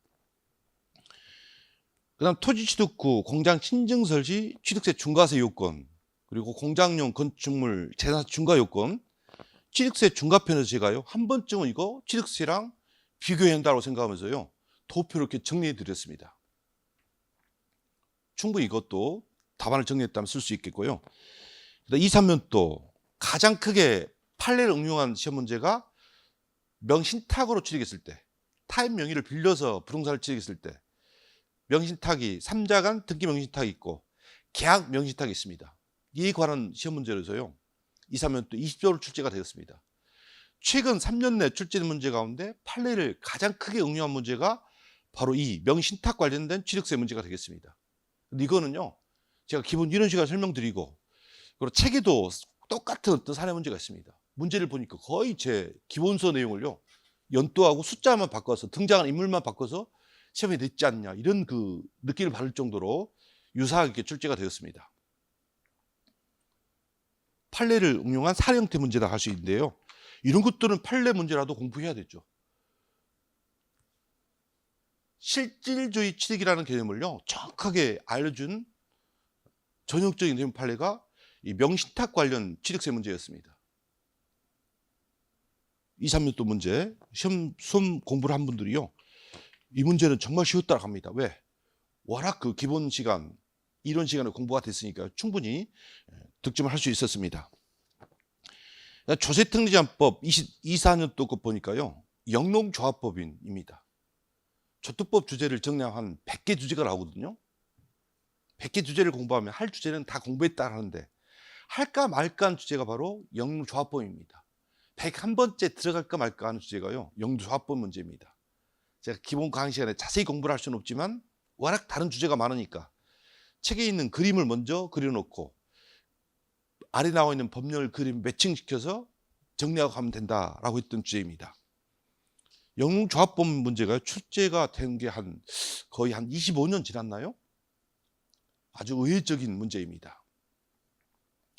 이런 문제는 근데 누구나 점수를 받더라도요 25점 배점 가운데 15점 넘기기가 어렵습니다. 난이도가 있는 문제다 할 수 있습니다. 그러나 2, 3년도 문제 같은 경우는 우리가 주식의 포괄적 교환 이전, 기업 구종 관련된 주제 가운데 정말 중요하다.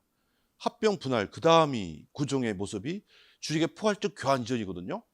상법 공부한 분들 주식의 포괄적 교환 이전도 이렇게 상법이 나오죠. 이 관해서는요 제가 상세하게 강의도 했고 모시험도 출제했고 해서요 득점을 잘했던 그 사항들입니다. 근데 공부가 안 돼 버리면 이거는 뭐 법인 소득은 소위 말하는 썰이라도 풀 수 있는데 이건 썰도 풀 수 없죠. 그래서 공부가 되면 아주 제대로 공부 득점할 수 있는 주제입니다. 그 숫자가 들어간 형태의 문제이다 보니까요 조금만 그 흐름을 알면 결론을 정확히 적을 수 있는 주제였습니다. 자, 이렇게 해서요 빠르게 그 과거 기출 문제를 분석했습니다. 문제 유형을 크게 세 가지로 나눌 수 있죠. 법령을 답안으로 하는 단순 설명하는 법령 설명 문제, 이게 거의 뭐 90%에 육박한다라고 볼 수 있습니다. 그리고 법령 내용을 우리 세무회계 문제처럼 등장하는 인물, 갑회사, 을회사, A, B 이렇게 나오고요. 그리고 숫자가 약간 부여되고 연도가 부여된 이런 세무회계는 계산을 하는 문제인데 글로 쓰는 형태의 문제로 출제되는 게요. 법령을 위주로 한 사례 문제가 되겠습니다. 그리고 마지막으로 특이하게 이와 같이 명의신탁 약정의무 취득세처럼요. 판례를 응용한 사례 문제가 되겠습니다. 판례를 응용한 사례 문제도요. 기본서에 나와 있는 정도만 정리하면 충분하다라고 할 수 있습니다. 그래서 우리가 그래서 이 기출문제를 분석해 보니까 공부의 방향을 알 수 있게 됩니다. 저는 두 가지를 강조합니다. 첫째, 내용이 너무 축약되지 않는 기본서를 보고 또 보고 반복한다는 것. 이거저거를 다 이렇게 반복하고 공부한다는 것. 책에 나와 있는 것들은 다 한 번씩 공부를 하고 간다는 것. 시험장에서 그러니까요. 2주 내에 최소한 한 번이라도 읽어봤던 주제다. 이런 느낌으로 시험 볼 수 있도록 해야 한다는 것. 이걸 첫 번째로 강조합니다. 폭넓게 보고 또 보기를 하라 라고 말씀드립니다. 자세히 이걸 할 수는 없지만 책을 읽고서 지나갔을 때는요. 아예 안 읽은 것과 엄청난 차이가 있습니다. 그런 내용이 있었지라고 같이 느낌을 받고 간 것과 아예 보지 않은 거는요. 답안 쓰는 분량이 엄청난 차이를 가져옵니다. 그러니까 두 번째로는요. 출제된 문제들이 배점이 많지 않고 단순 설명하는 문제입니다. 짧게와 같이 단답형으로 이렇게 설명하는 방식이 되겠습니다. 그런 형태로 이렇게 준비할 필요가 있습니다. 그리고 부가세 같은 경우도요. 7호 35, 7가지 주제를 5가지 주제를요. 7점으로 출제한다는 거. 부가세 어느 특정 분야에 쏠려서 공부하면 안 되죠. 앞에 것, 뒤에 것, 중간 것, 간이 과세 끝까지 공부해서 이거저거를 다 포괄적으로 공부를 하고 있어야 됩니다. 7점으로 5가지 주제를 이렇게 출제하는 게 기본이라는 거. 폭넓게 공부하고 법령 위주로 공부하라라고요. 문제 유형을 분석해서 제가 여러분들에게 전달해 드립니다. 이렇게 설명드렸고요. 그 다음에 이제 작년도 세법학 일부 시험 문제와 제가 생각하는 모범 답안을요. 세법 일부 2부와 같이 프린트로 이렇게 여러분들에게 핸드아웃 해드렸습니다. 자, 세법학 일부 보겠습니다. 자, 여러분 2차 시험장에서 문제지를 먼저 봤죠. 문제지를 받으면요. 문제 1번부터 4번까지 어떤 문제가 나왔는지를 문제를 대충 보면서 힐깃힐깃 눈으로 이렇게 확인하면서요. 이게 내가 잘 풀 수 있는 문제인지 정말 답안 쓰기 어려운 문제를 곧바로 판단을 해줘야 됩니다. 그래서 1페이지 보니까요. 아까 제가 분석했다시피 4.1번에서 박스가 있고 물 1번 환급금의 발생 원인, 환급금의 결정 시기, 충당 방법을 설명하시오. 위에 있는 사례 문제는 괜히 그냥 해본 문제입니다. 사례인 듯 했는데 결국 이 내용은 아무짝에 물음을 풀이하는 데는요. 도움이 되지 않습니다. 부가세를 환급 결정 받았고 그 부가세로 납부할 법인세 충당했습니다.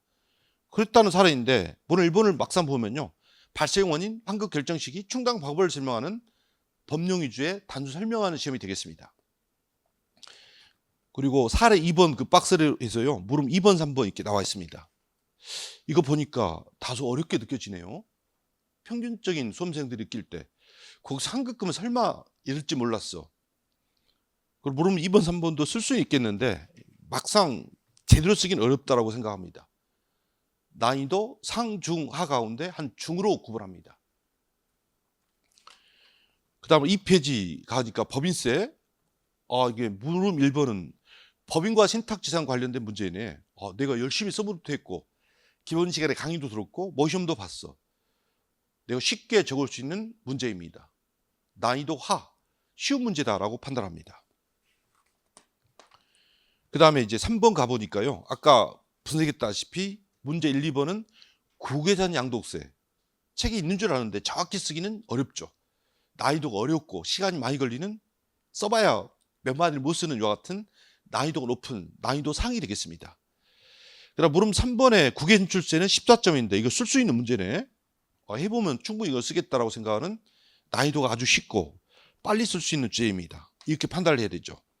그리고 14페이지 상증세법은요. 초과 배당 증여 관련된 규정이죠. 기본 시간에 공부했고 서브도 했고 했으면요. 바로 답안 쓰기가 가능하죠. 난이도 쉬운 주제, 상중하 가운데 하루 이렇게 구분할 필요가 있겠습니다. 이처럼 문제를 보면요. 곧바로 한 3분 내에 잘 쓸 수 있는 문제야 쓰면 어려운 문제. 문제를 쓰더라도 고득점 할 수 있는 문제를 명확히 구분해야 됩니다. 그래놓고 이제 답안 작성을 해야 되죠. 자, 2차 답안지는요. 1쪽부터 20쪽까지 마련되어 있습니다. 제가 난이도를 분석해 놓고 가장 잘 쓸 수 있는 문제를 고르라겠죠. 아까 우리 문제 같은 경우는요. 법인세, 법인과 신탁 관련 쪽을 내가 잘 쓸 수 있어. 그러면 2차 시험장에서는요. 시간이 황금이니까 가장 자신 있고 정확하게 빠르게 쓸 수 있는 주제를요. 먼저 작성을 해야 됩니다. 그러기 위해서는요. 문제 2번 법인세를 어디서 쓸 건지를 문제지에서 미리 정해놔야 됩니다. 그래서 2차 답안지는요. 답안 작성할 때 쓰는 요령으로 해당 문제 1번부터 4번까지 어디다 쓸지를요. 미리 지정을 해놓습니다. 그래서 여러분 2차 답안지 표시죠. 2차 답안지 답안 내용에서 1쪽에 세법학 1부니까요. 문 1 해놓고 국기법이라고 적습니다. 세법학 1부에서 국기법은요. 20점 배점이 되거든요. 보통 시간 제한 안에 답안을 쓸 때 20점이면요.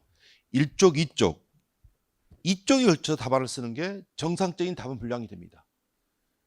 10점당 1페이지 한쪽으로 생각하고 답안을 쓰거든요.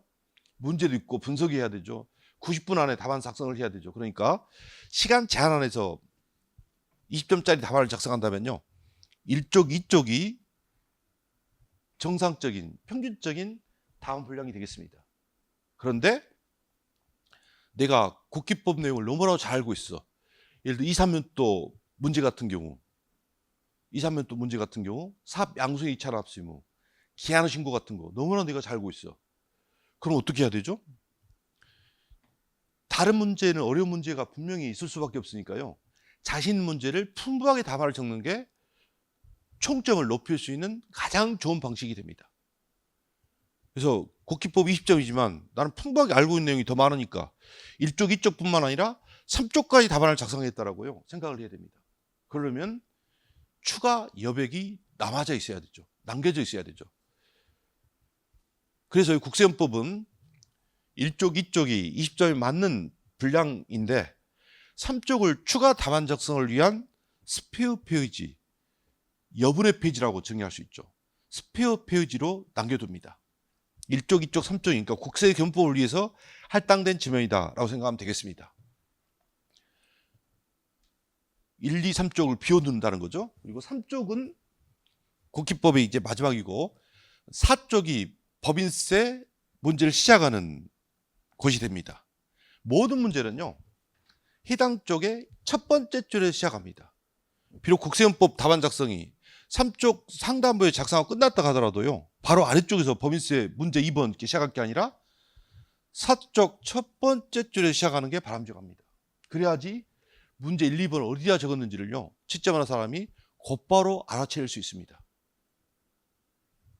국기법 답안 쓰기 했는데 3쪽 중간에서 답안 작성이 끝나서 아래가 남아있다 하더라도요.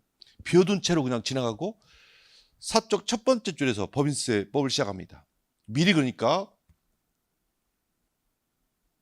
답안 쓰기 전에 법인세법 적을 것을요 정해 놓습니다. 4쪽 첫 번째 줄에 문의라고 적고 법인세라고 적습니다.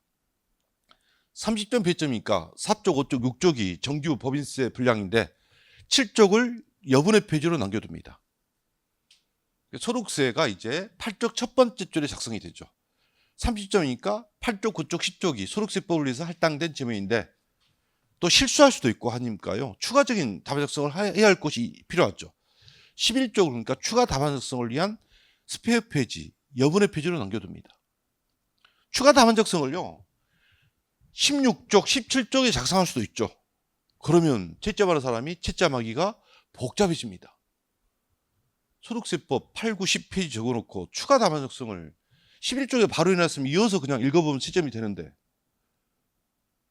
더 써진 내용이 없어.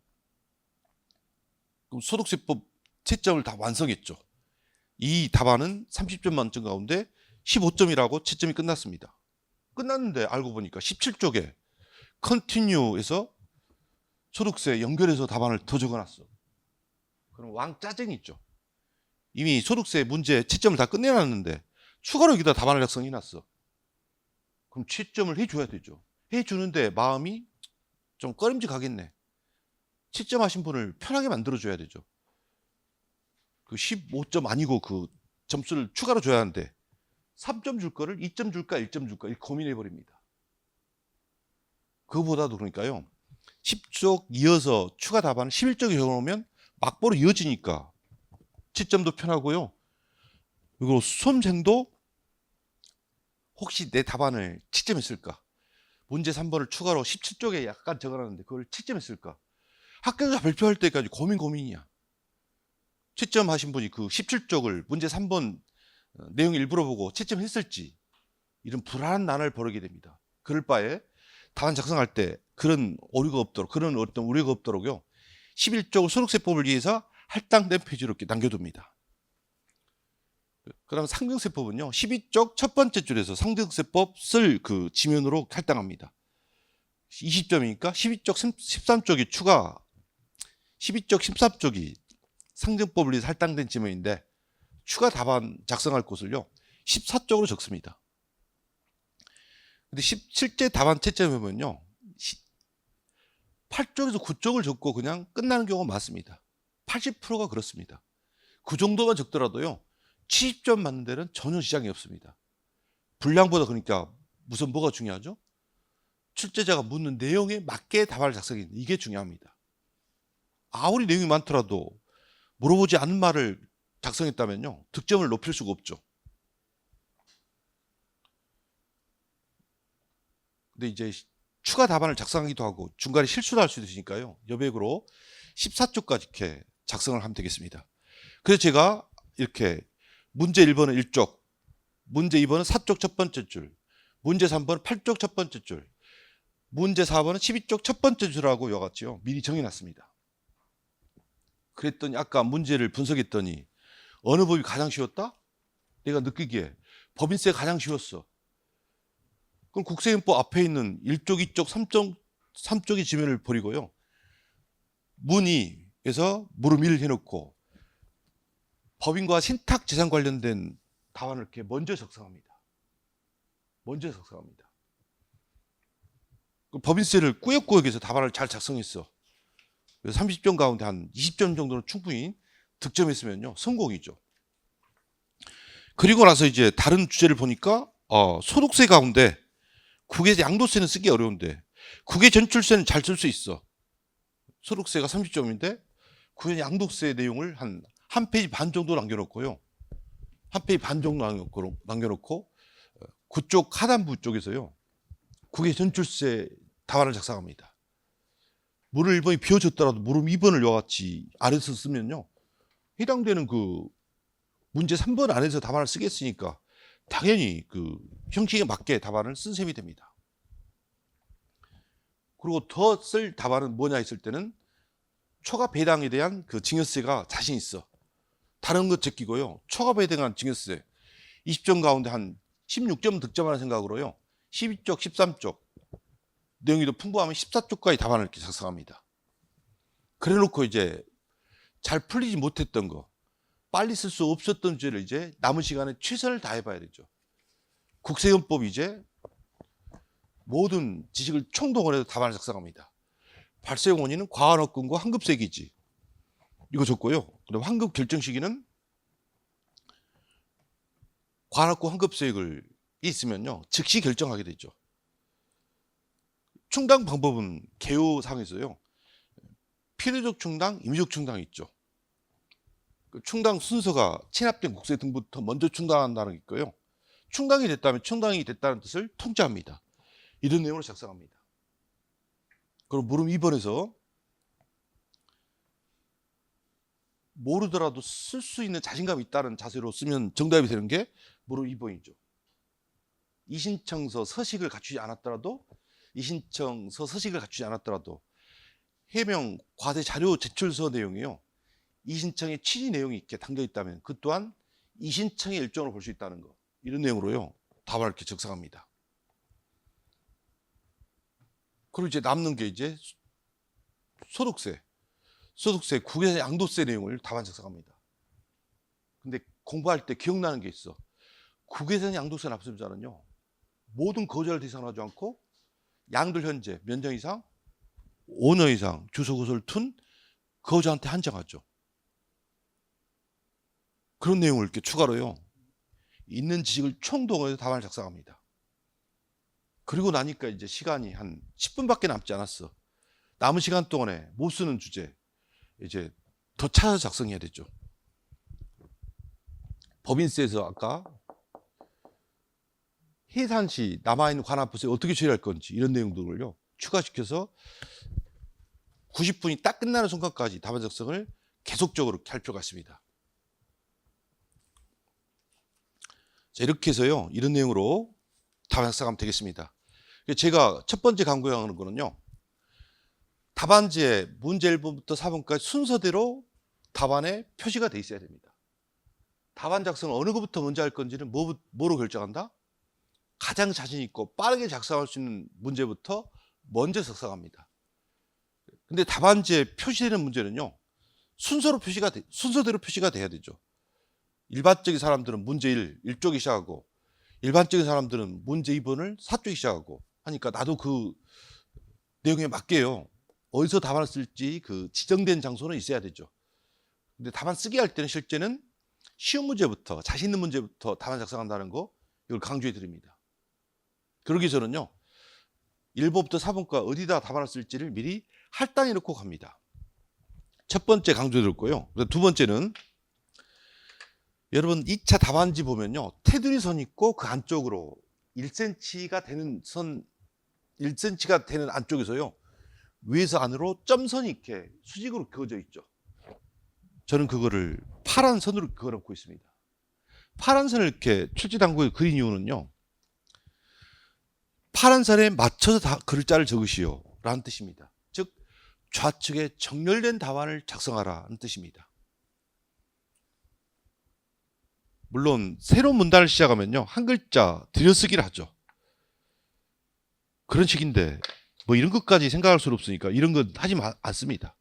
모든 글자는요 테두리선 안쪽에 그어진 수직으로 된 점선에서 모든 글씨를 이렇게 시작을 합니다. 일반 글자가 됐든 아래에 숫자가 됐든 어떤 게 됐든 간에 그러면 좌측에 정렬되어지게 보입니다. 모든 글자는 그러니까 테두리선 안쪽으로 그어진 수직으로 그어진 점선에서 글자 작성을 시작하게 됩니다. 그럼 좌측에 자연스럽게 정렬이 됩니다. 이거 습관적으로 잘 되는 분이 있는데 거의 한 60%에 가까운 사람들은요 들여쓰기를 적게도 하게 하고 많기도 하게 하고 각양각색입니다. 그러다 보니까 우측에 극단적으로 치중해서 이렇게 답안 작성이 돼 있어. 이쪽은 마주 벌판처럼 황량하게 그냥 남겨둔 경우가 있습니다. 아주 보기 싫은 답안이 되겠습니다. 좌측에 정렬되게 작성하면요 약간 삐뚤어진 글씨체이라도 깔끔하게 보입니다. 깔끔하게 보여주는 거 필요하죠. 저는 무조건요 테두리선 안쪽으로 그어진 이 점선 수직으로 그어진 곳에서 모든 글자를 쓰기를 시작하라 라고 하면요, 1페이지부터 마지막 페이지까지 좌측 정렬이 자동으로 됩니다. 들여쓰기 내어쓰기 같은 거 이거 할 필요가 없습니다. 그리고 우리 2차 답안지 그 내용이요, 가로로 이 지면이 그렇게 많지가 않습니다. 2차 답안지 지면도 효율적으로 활용해야 되죠. 그죠?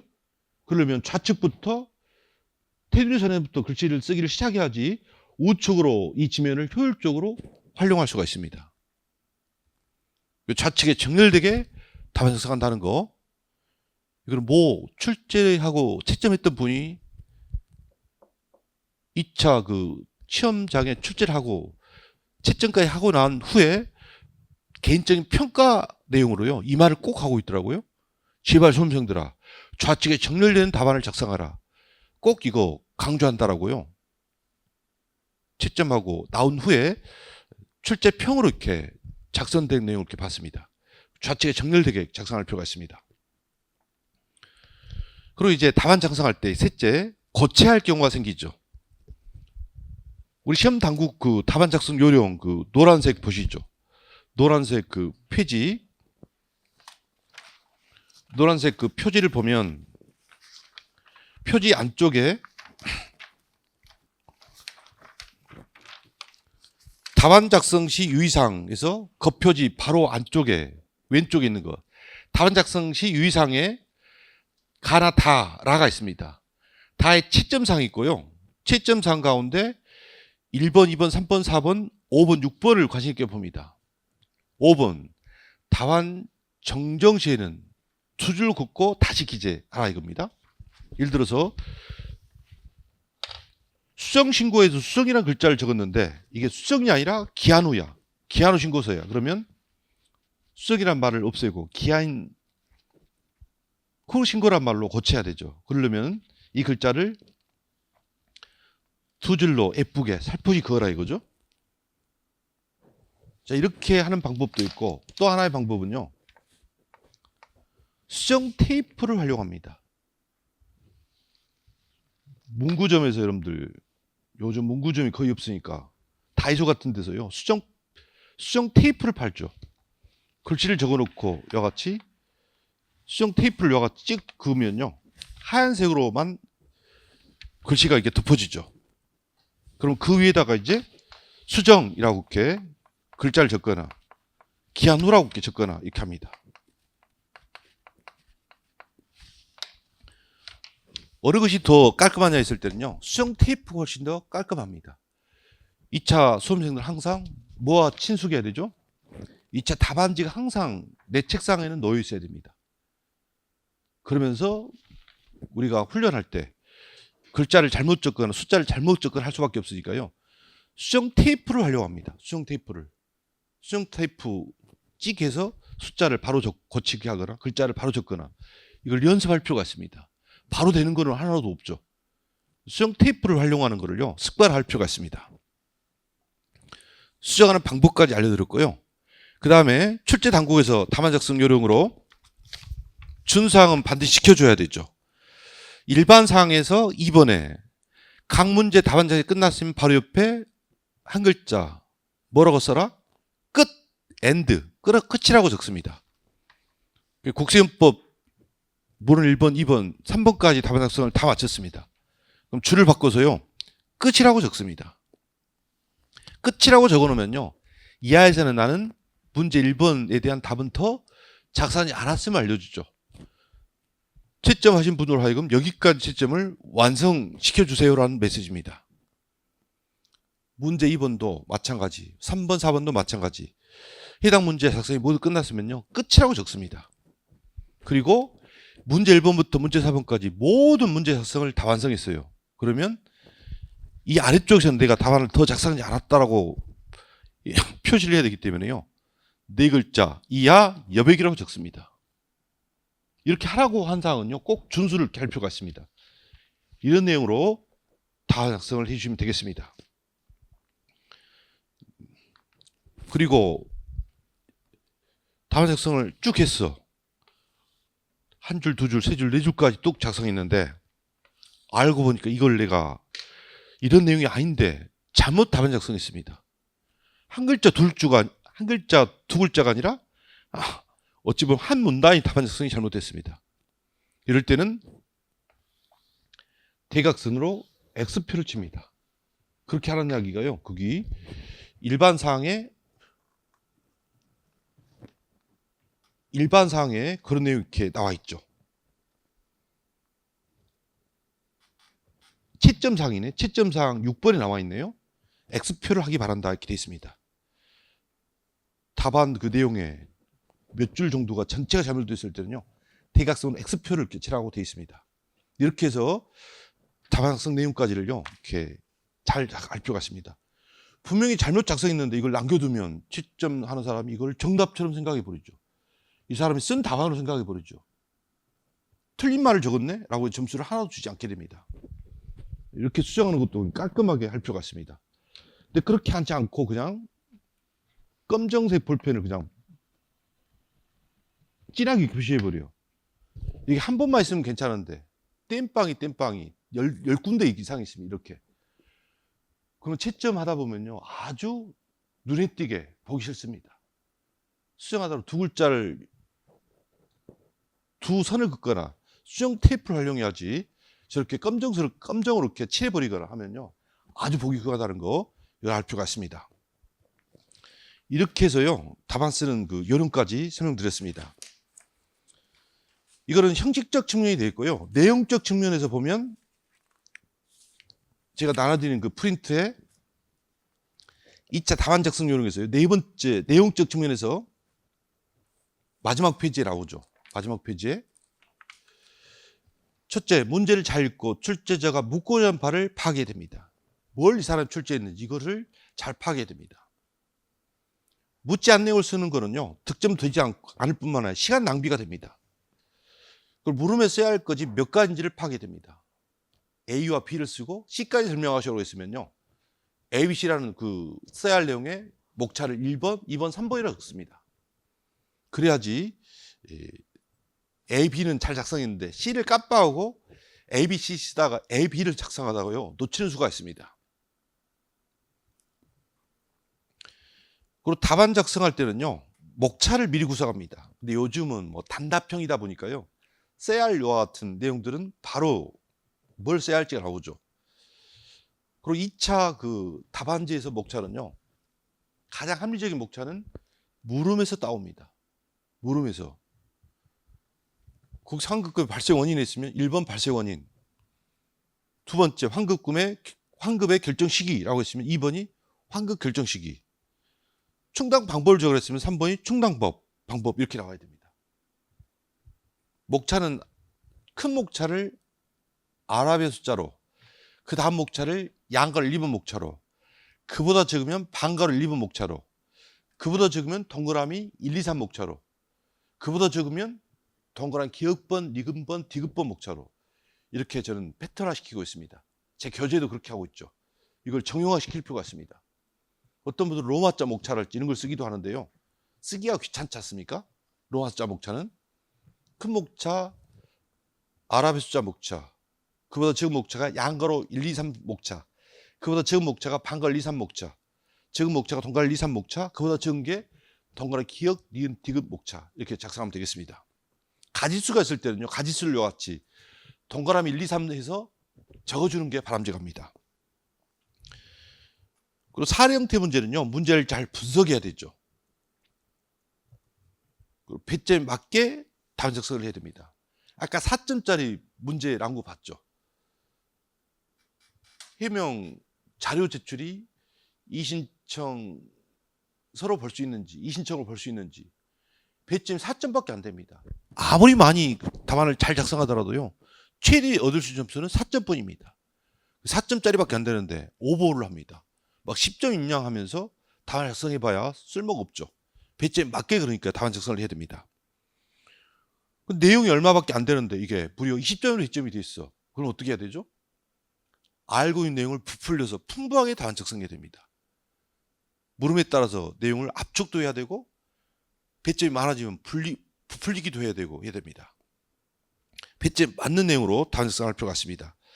자, 이렇게 해서 2차 다반적성 요령까지를요 2교시 그 해설 강의로 여러분들에게 설명드렸습니다. 그래서 오늘 그 해설 내용이요 여러 가지 그 자료가 같이 있는데 자료들을 여러분들이 해당되는 그 곳에 잘 챙기셔서 관리를 하시면 되겠습니다. 지금까지 그 두 강의의 내용과 일정을 설명드렸고요. 기출문제를 한번 분석해봤고 이에 따라서 문제 유형이 어떻게 나누는지를 알아봤고요. 다반적성 요령까지 설명드렸습니다. 그래서 이런 내용을 바탕으로 해서 이제 강의가 이제 5월 달에 시작되는데 여러분들이 이번 기회가 버리는 기회가 아니라 내 합격을 위한 마지막 기회로 생각하고 공부에 매진해 주시고 주 단위, 매일 단위, 매일에서 오전, 오후, 저녁으로 이렇게 자세한 어떤 계획을 표를 가지고 공부하시면요 충분히 동차, 3차, 4차로 합격할 수가 있습니다. 이 기회를 버리지 마시고요 공부에 매진해 주시면 되겠습니다. 이상으로 그 설명을 이렇게 해드렸고요. 본 강의 시간에 뵙거나 또는 인터넷에서 저에게 인터넷 강의를 수강하다가 궁금한 점이 있까 이렇게 하면요 제 네이버 카페로 질문해 주시면 되겠습니다. 이상으로 2~5년도 동차 대비를 위한 강의 설명회를요 드렸습니다. 감사합니다.